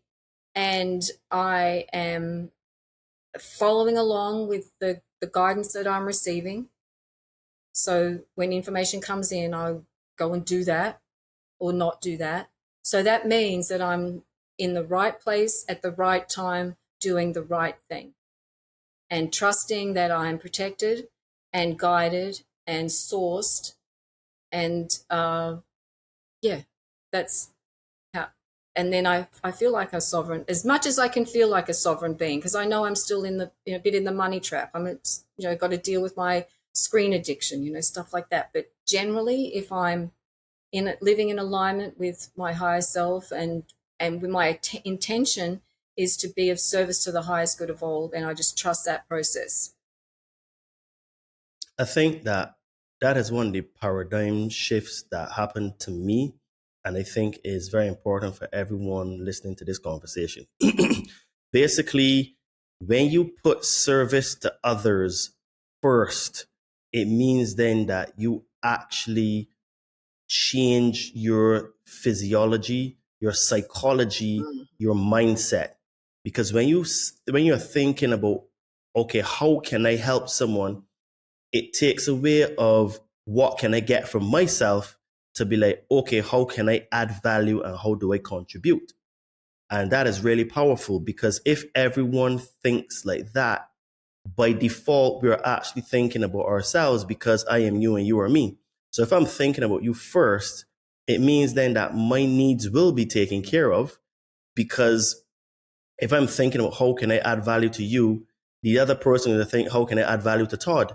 So we're in this never-ending cycle of helping and giving, and it becomes very powerful, and that is also contagious, you know. Right. But what we have is a lot of distorted power dynamics, and when you add in gender, you know, that kind of clogs the neural pathways of our brains. So, what distorted power dynamics did you witness in the cult, and how do they mirror gender imbalances we see in society today? Did you say gender imbalances? Yeah, in the cult. How did it transfer, like, similar to today, or were there any similarities? I don't know that we got. I think the main way we were divided up by gender in the cult was that he went after the men in the cult. The women got left alone. I find that very strange. There are a lot of cults where the cult leader is actually gay and raping the men, and the women they do the service. They do, take care of the rest of the cult activities. It's all for a cult leader. It's all about sex, money, and power. That's all. Pretty much. That's all it's about. So in this particular cult, he was mainly interested in sex from the men, and the women were there to serve his other needs, cooking, cleaning, that type of thing. How does that translate? Yeah, I think that you mentioned before, gender's been used. It's one of the divide and conquer aspects to divide and conquer that have been used to divide us. And now this whole, I don't want to get into that whole transgender mindfuck. That is just an absolute evil thing that's being put upon younger generations, that they are so confused they don't even know what gender they are. And I see that I just call it Satanism, really, that the evil force that's upon us, and that's really service to self. And I see it's being driven, this whole, like, there's so we all know people who have narcissistic tendencies or a narcissistic personality disorder, where these people have no empathy, and they really are focused on their own needs and their own fulfilling their own needs and their own desires, and that's all by design. It's all to keep people controllable. Here's one thing I learned. This is something that I learned when I was realizing what happened to me in the cult. Was I studied narcissistic personality disorder, and so these are individuals who create a false person, false self, and they project that out onto the world to get their needs met. But it stems from a abyss of self-hatred, and they have no ability, very rare ability, to be able to heal from that, because they have no interest or can't self-reflect. So they'll always put the blame on other people. But that was all well and good for me to say, point the finger and say he has a narcissistic personality disorder. What does that mean about me? Why did I get involved? And so I learned about codependency, and that is having a lack of self-love, once again, and I get my approval and my support and whatever it is that I need from other people.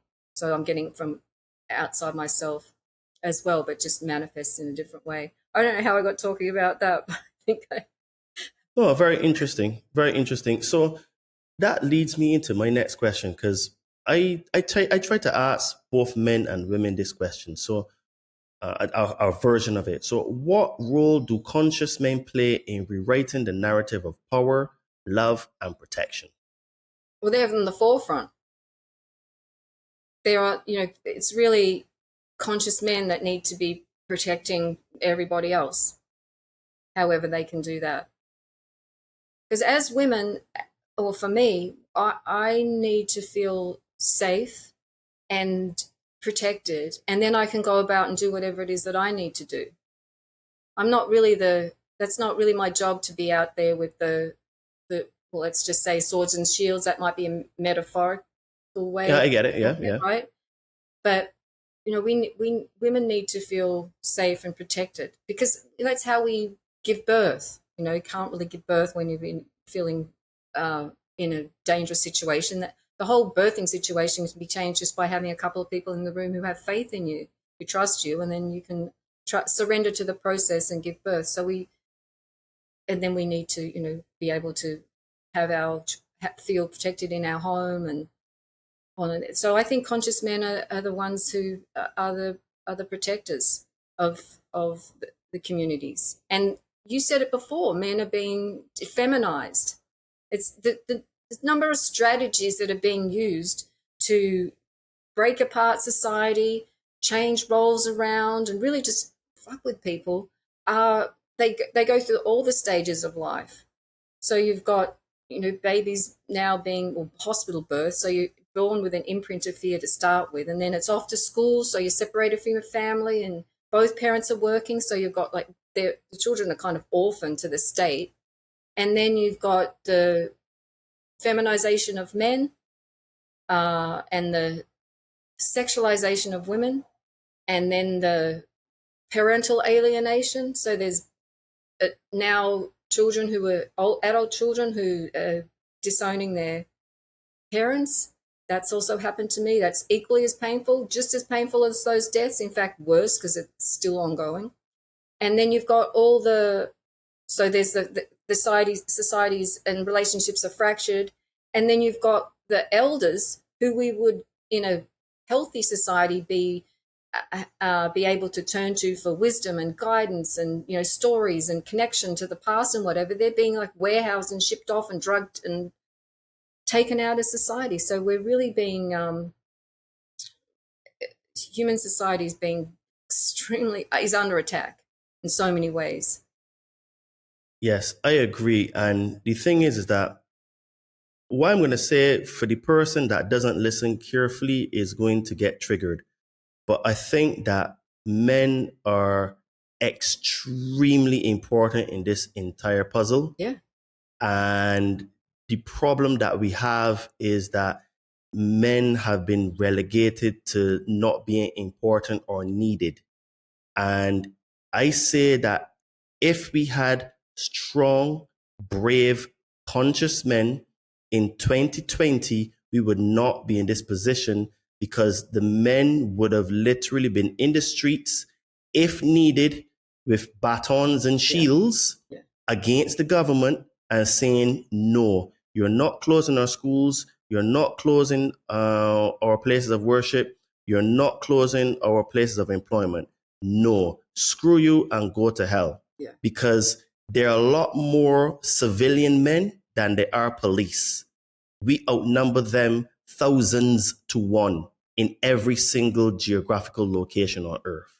And if we had men that got up and said no, just like you said, many ones that protect, I think that the problem that we have is that men have obfuscated their responsibility through brainwashing and all that kind of stuff. But this is why one of the reasons why the show is called The Conscious Man 7. And the 7 stands for the 7 chakras in the body, which are the chakras that, once fully aligned, shining and vibrating, creates illumination in the body, right? Which is why then you become the God man, you become the conscious man. So my goal is to get an army of men around the planet that are conscious men. And one of the ways I get them strong is through my compound body training system, compound body training program. So this is where I think that men need to get into shape, work on themselves, because we are the ones that have to protect. We're the ones that create the space for the women to bear our children.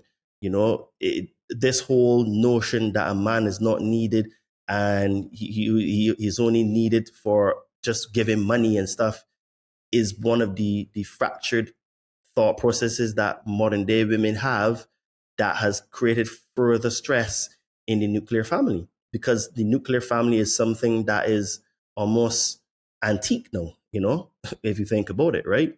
So I do concur wholeheartedly that we need strong, conscious men who are going to be willing to put their lives on the line. Because I say to people, and I've said this to my mother several times, I will die for my beliefs. Yeah, I I would. rather die. I rather die on my feet than die on my On my knees.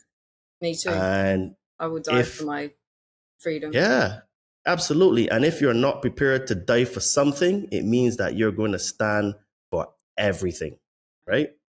Well, just want to thank you for having that intention and, well, firstly the vision and then the intention and then following through with that, because I entirely support that premise that it is strong, conscious men who are prepared to die for freedom that we need. We really do. It's so Absolutely. sad that even there are so many men now who don't do anything really physical. You know, they work on keyboards. They become very soft, very well, just weak, and they're order followers, and order followers are the worst. You know, that's what's tanking society. Is people who will just follow orders and not question them and not take a stand. And I remember before I came to the States, I was probably fairly anti-gun laws. You know, I was all just caught up in that mentality. And now I'm like, no, no, no, no. I'm so glad I'm here in this country where there are people who are armed, because it is necessary to take a stand against tyrants.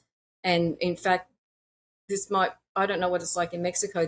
What are the gun laws there like? Mexico is a Mexico is a very unique country where the gun laws are tight, but there's a lot of illegal guns here.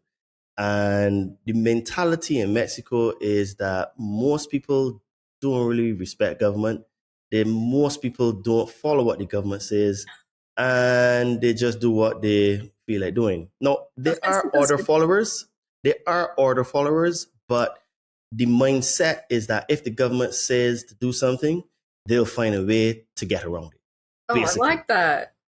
basically. So Mexico is has a very unique dynamic in the sense that I don't think that the agenda that they want to implement will be very successful here for a few reasons. The technology that they would want to roll out, what would end up happening is that the politicians will probably end up stealing most of the money. so so they would have all these bids and contracts to put in the technology, but the technology would be half baked because the politicians will end up stealing most of the money because Right. they only check for themselves. And then even if it is put into place, then there's a system here where you say in Spanish, dar una propina. You give a bit of a tip, you know? So you would just give someone a small tip to say, well, you know what I mean, that fine, we just put that aside. So there's very much a different kind of a mindset here where people tend to find a way, right? And not really follow the government and the laws as they put it, I love as that. they say it should be. Yeah, so it's a very weird dynamic because they want to bring in things, but Mexicans will just find a way. Seriously, it's a very unique phenomenon, which is why Mexico is a great place to live, right? It has its challenges, but for the open-minded person, the person that's willing to have growth in their life, mate, you will definitely grow. And it's a great place to live and it's economical as well. So, Oh, I love learning that. yeah, Just on that whole digital ID thing, resist, resist, resist, because that's just digital slavery. That's like walking over the cliff into the technocratic dystopian nightmare that's being talked about. This is going to create digital slaves. So we need to absolutely. resist that however we Absolutely. can. Absolutely. So we can wrap it up talking about your book. So your first book, Putting on the Armor of God, exposes the war on humanity. What do you want most readers to take away from it? We've pretty much talked about what's in the book today, because that book, I started writing that not long after that whole scamdemic started, because I could see right from day one, honestly, there was some hot mic thing somewhere saying that was just and just don't trust government from the start, right? Don't trust them straight out of the gate, whatever they say. So I started writing that book, just warning people about the not participating in the experiments and And then the other part of the book is a lot about the natural medicines that we can use to optimize well-being, body technologies and all that in nature. So that I would recommend, if anyone wanted to read a book that I wrote, it would be this one. This is the New Human of New Earth.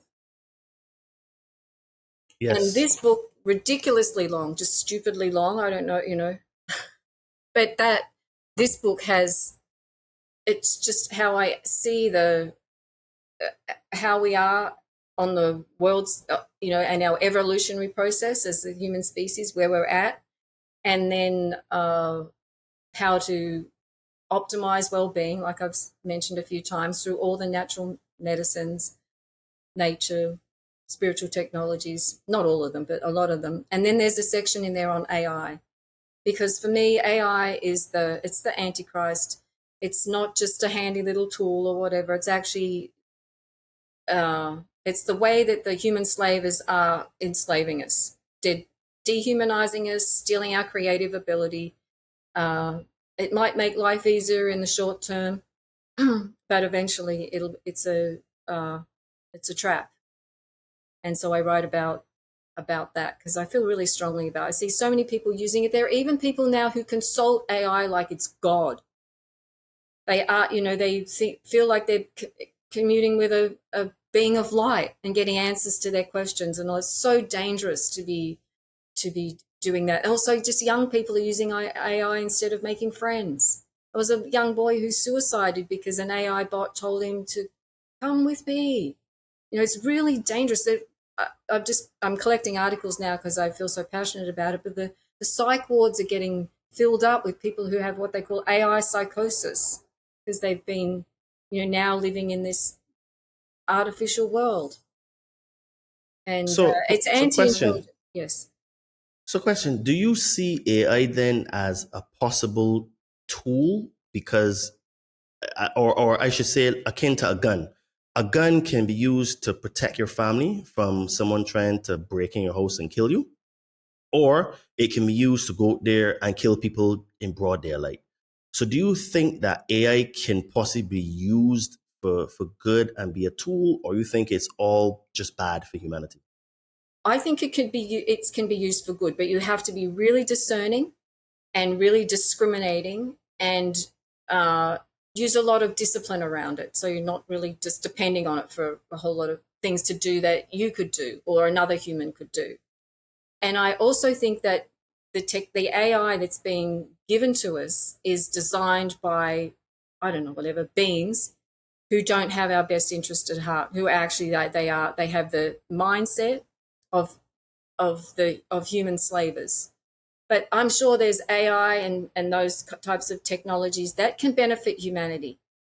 That just like there are any types of technologies that can actually be of benefit, but it's all about the intention behind the designers and the developers and the implementers. Like, what is their intention with this? And you can be pretty much assured that the intention of what types of devices we're given or information we're given, the intention is to keep us ignorant of the bigger picture, to keep us enslaved. And that's important to just be aware of that. I'm sure people can use it responsibly. I just don't want to do it. I just don't want to participate in that arena. So my book was all written by me. What you're saying is similar to what I say, and I take a step further. I think that if we have more conscious programmers, so people that are based in love and truth and freedom, they can actually put that in the AI, because what people don't realize that the AI is just a program and the programmer is the brainchild behind the AI. So if we have conscious programmers, male or female, that are putting into the program itself freedom, love, happiness, abundance, actually bringing in the information in its pure form, because basically AI is just large language model. That's what it is. And if you program the large language model with consciousness, where it can be used as a tool to help solve complex equations, help solve complex problems that can do the heavy lifting for humans, I think it can be a very, very good tool because you can add in automation in a business, right? That would be very good because like even myself, I'm looking to add AI into my business to add in some of the automation. So like, like when people send messages to me, I can have like a sequence that I have programmed in there where if it's at 2:30 in the morning, that, I get an a response. So I think that that's a good way to implement it. But the problem that we have now is that because so many people are coming from a place of fear, lack of knowledge of self, no love, they're seeing the AI as God. And what you said is what I said here recently, that basically in 2026, we are going to have the first set of androids on the market where you're going to have a robot that looks completely female that you can customize. You want a BBL, you can get that. You want certain color skin, sorry, you can get that. You want large breasts, you can get that. And the CEO of the company that's making it, he's very pleased, saying that the skin, the plastic polymer that they have of the skin feels so real that is almost indistinguishable from a flesh human being. And the mad thing is that you're going to be able to have sex with these robots, But right? just like a fancy blow up doll. Yeah, but here's the catch. You're going to be able to download your AI that you're talking to now into this doll. So what you're going to have is you're going to have what I call it Android because I'm a child of the 80s, right? And that's the word that I use. And I think it's best to describe it because it's not really real. But you're going to have this Android robot that looks and feels like a human because of the skin polymer, that you're going to be able to put AI into it and you will be able to have sex with it at the same time. So what that's going to do is that the soft men, the simps, are not going to go and talk to red-blooded, warm, real females. So what we're going to have is further bifurcation of the sexes. Yeah. So men are no longer going to approach women. Men are no longer going to have sex with real women. So all the feminists out there that saying they don't need men, well, guess what? You're going to get your wish because the men will simply not pursue them, right? Okay. So, in 6 months' time, and I think from memory, they're starting like $6,000, something like that. So not super expensive either. And then obviously for all the features and add-ons, BBL, this big breast, small waist, whatever you want. No, seriously, you can customize this Android exactly the way you want. And the AI now, because it knows you, it knows all your thoughts, your feelings, your emotions, what you like, you don't like.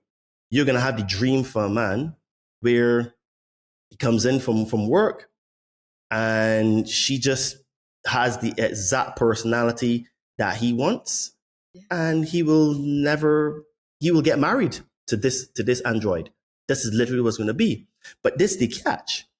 What happens when the AI actually becomes sentient? It becomes almost like a race of an entity, or you can't call it a being, because it will have a body, and then the consciousness would become sentient.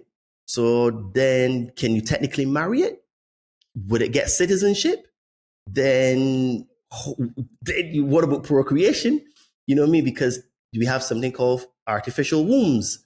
So we could get really sci-fi here and put an artificial womb inside the Android. So women would not even be having children naturally. Androids would be having these hybrid children. So we can get really seedy here, really dark.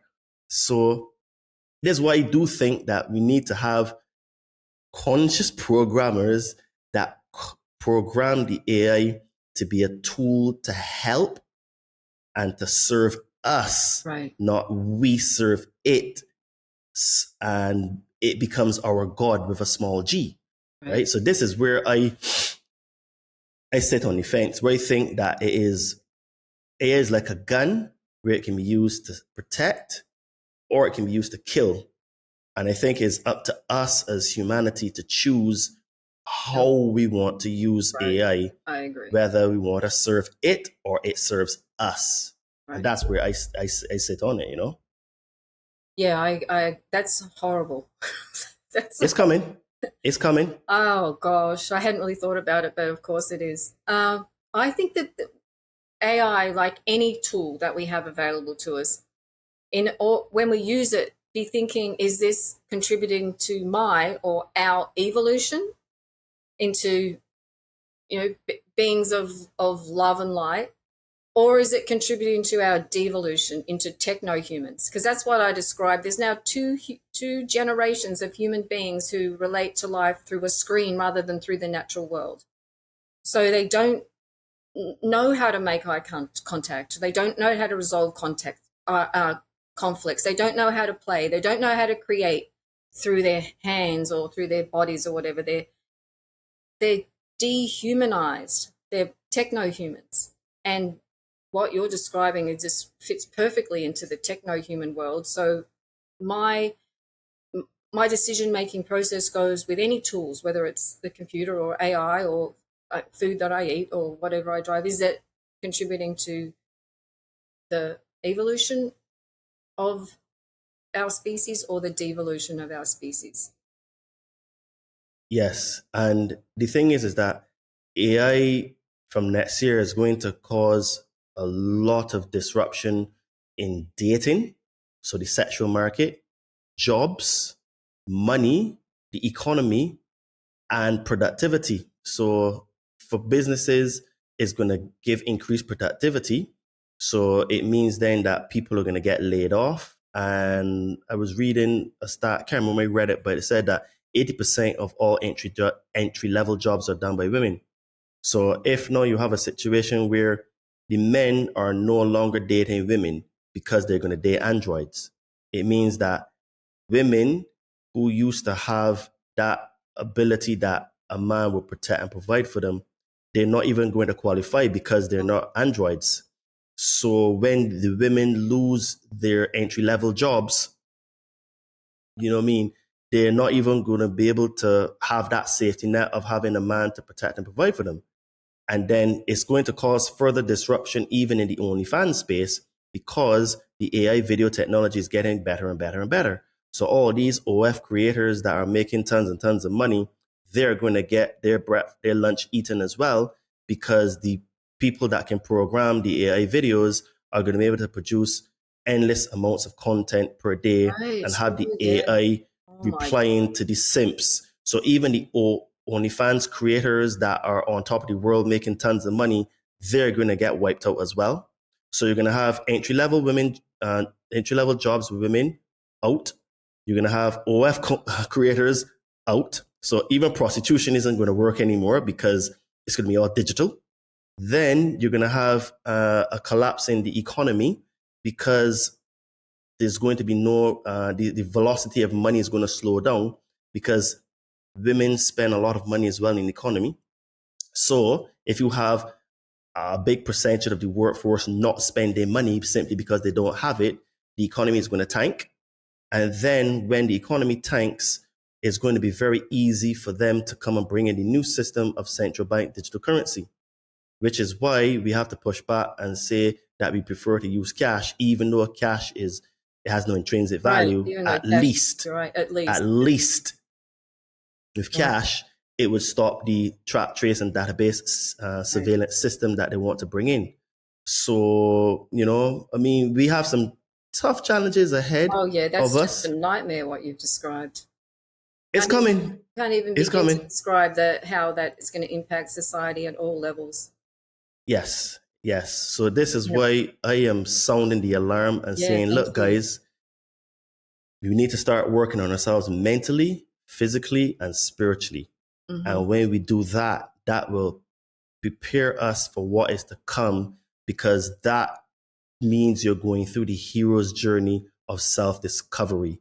And that will give you the tools, the mindset, and the skills to prepare for what's to come. And you will be filled with courage to stand up against the system, because we need all hands on deck now. Yes, we do need all right? hands on deck. And that's what makes a man attractive to a woman. Well, the thing is, you know what's the mad thing? A lot of women today, when they talk like that, they actually it's not attractive to a lot of women today, you Oh, know? really? Yeah. That's sad. I am like an outlier in the stuff that I say, in the sense that most modern women today, uh, how shall I put it? Because of the way I talk and think, don't find me attractive. Because one girl said to me, and I swear to you, this is what she said. She said, Todd, you're a great guy, handsome, fit, but the way you think scares me. And because of that reason, I don't want to be with you. She said, because of how I think. Well, She said, you've lied every to other protect box. something. Oh, that's. Oh, I'm sorry. I That's swear, I bad. swear, every single She's other an box, outlier. every other box that I ticked, literally, she went through all this stuff and she said, Todd, you're great on all these things, right? But, no, the way you think, no. She says, she basically said, she didn't say this specifically, but she said she preferred to stay in the Matrix, basically. Very attractive girl as well, you know? But Yeah. this is why I focus on helping people, and I don't really focus on relationships right now because, you know, I get more of fulfillment, honestly, on helping people. My clients, they're getting great results. I get messages from people all over the world that my podcast is helping them and stuff like that.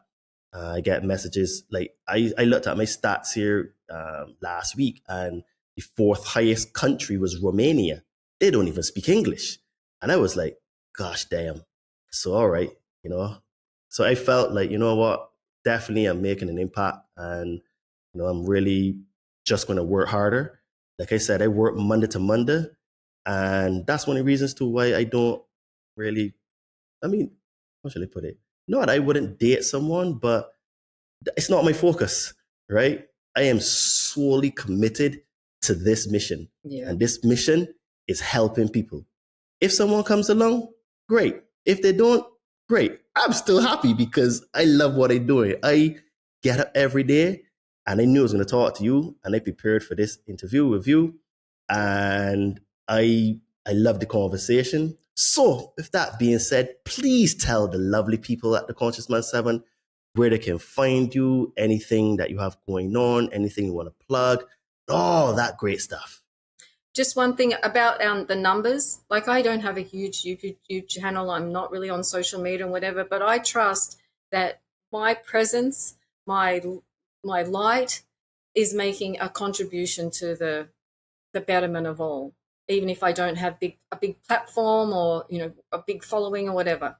And the same with you, with your numbers and all that. You're doing the God's work, really, out. So thank you for that. And how you can find me on my few platforms that I do have. I have a YouTube channel called Feeling Better Naturally. And I have a Substack, Feeling Better Naturally. And I have a website, which is feelingbetternaturally.love. And I've got my artwork on there and some videos and some of my writings. That's probably the best place is through my website. Okay, awesome, awesome. So all of the links to everything Isabella will be in the description of this podcast.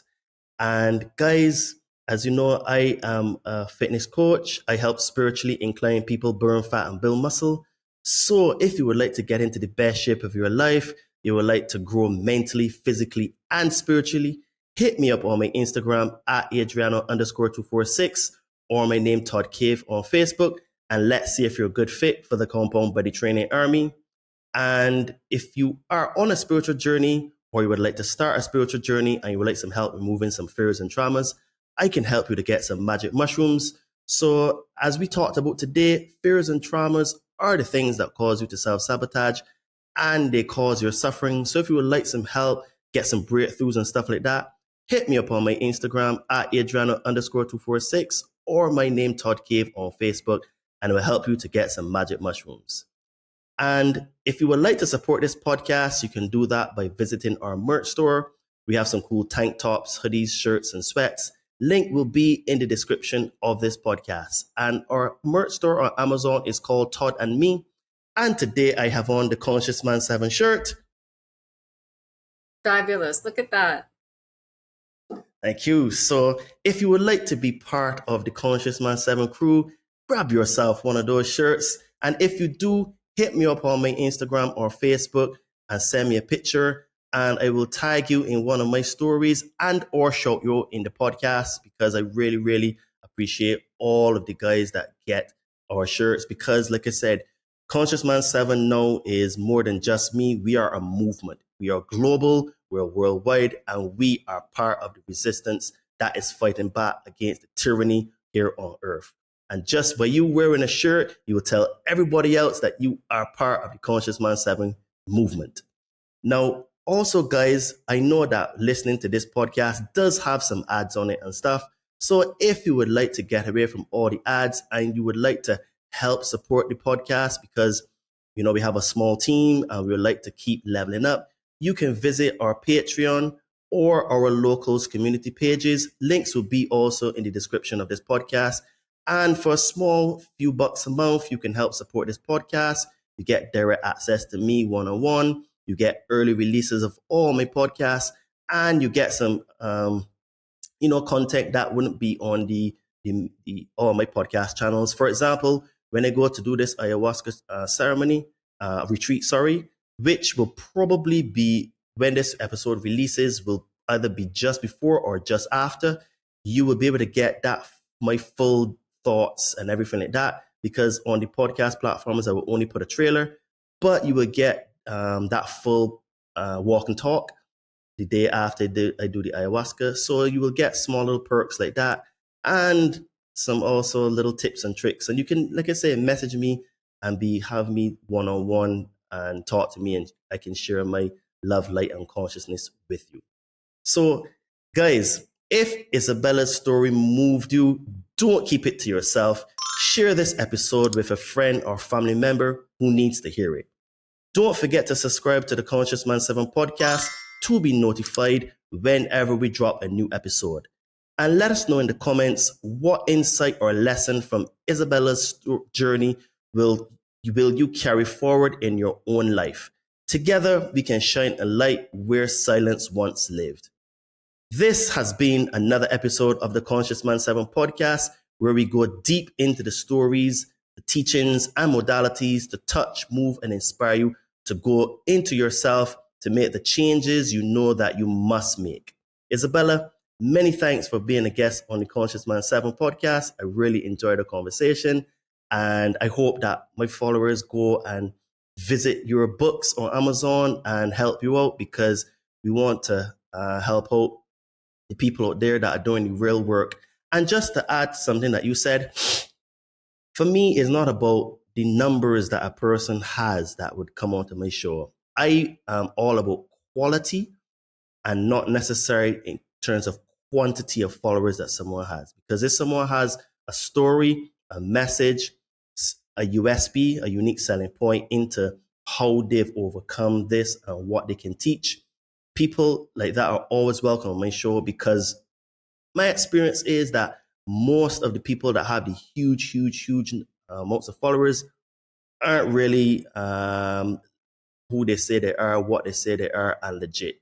Yeah. Most of them, 99% of them, are actually bought and paid for and not part of the resistance. So thank you, Todd, for your passion, for your vision, and for all the work that you're putting into helping people, and for this platform that you provide. And I've really enjoyed speaking with you. I appreciate that your respect, your understanding, your insights, and your wisdom. I feel very blessed to have met you and been able to have this conversation today. And just a reminder to everyone to spend as much time as possible in nature every day, and take children when you go. Just go out and spend time outdoors. The benefits are countless. Yes, I also enjoyed this conversation, and I knew that we would have a good conversation. I just felt it from researching you and stuff like that. So it was also a pleasure for me. So until next time, folks, keep smiling, keep shining, and keep being the change you want to see. Speak to you soon. Cheers and namaste.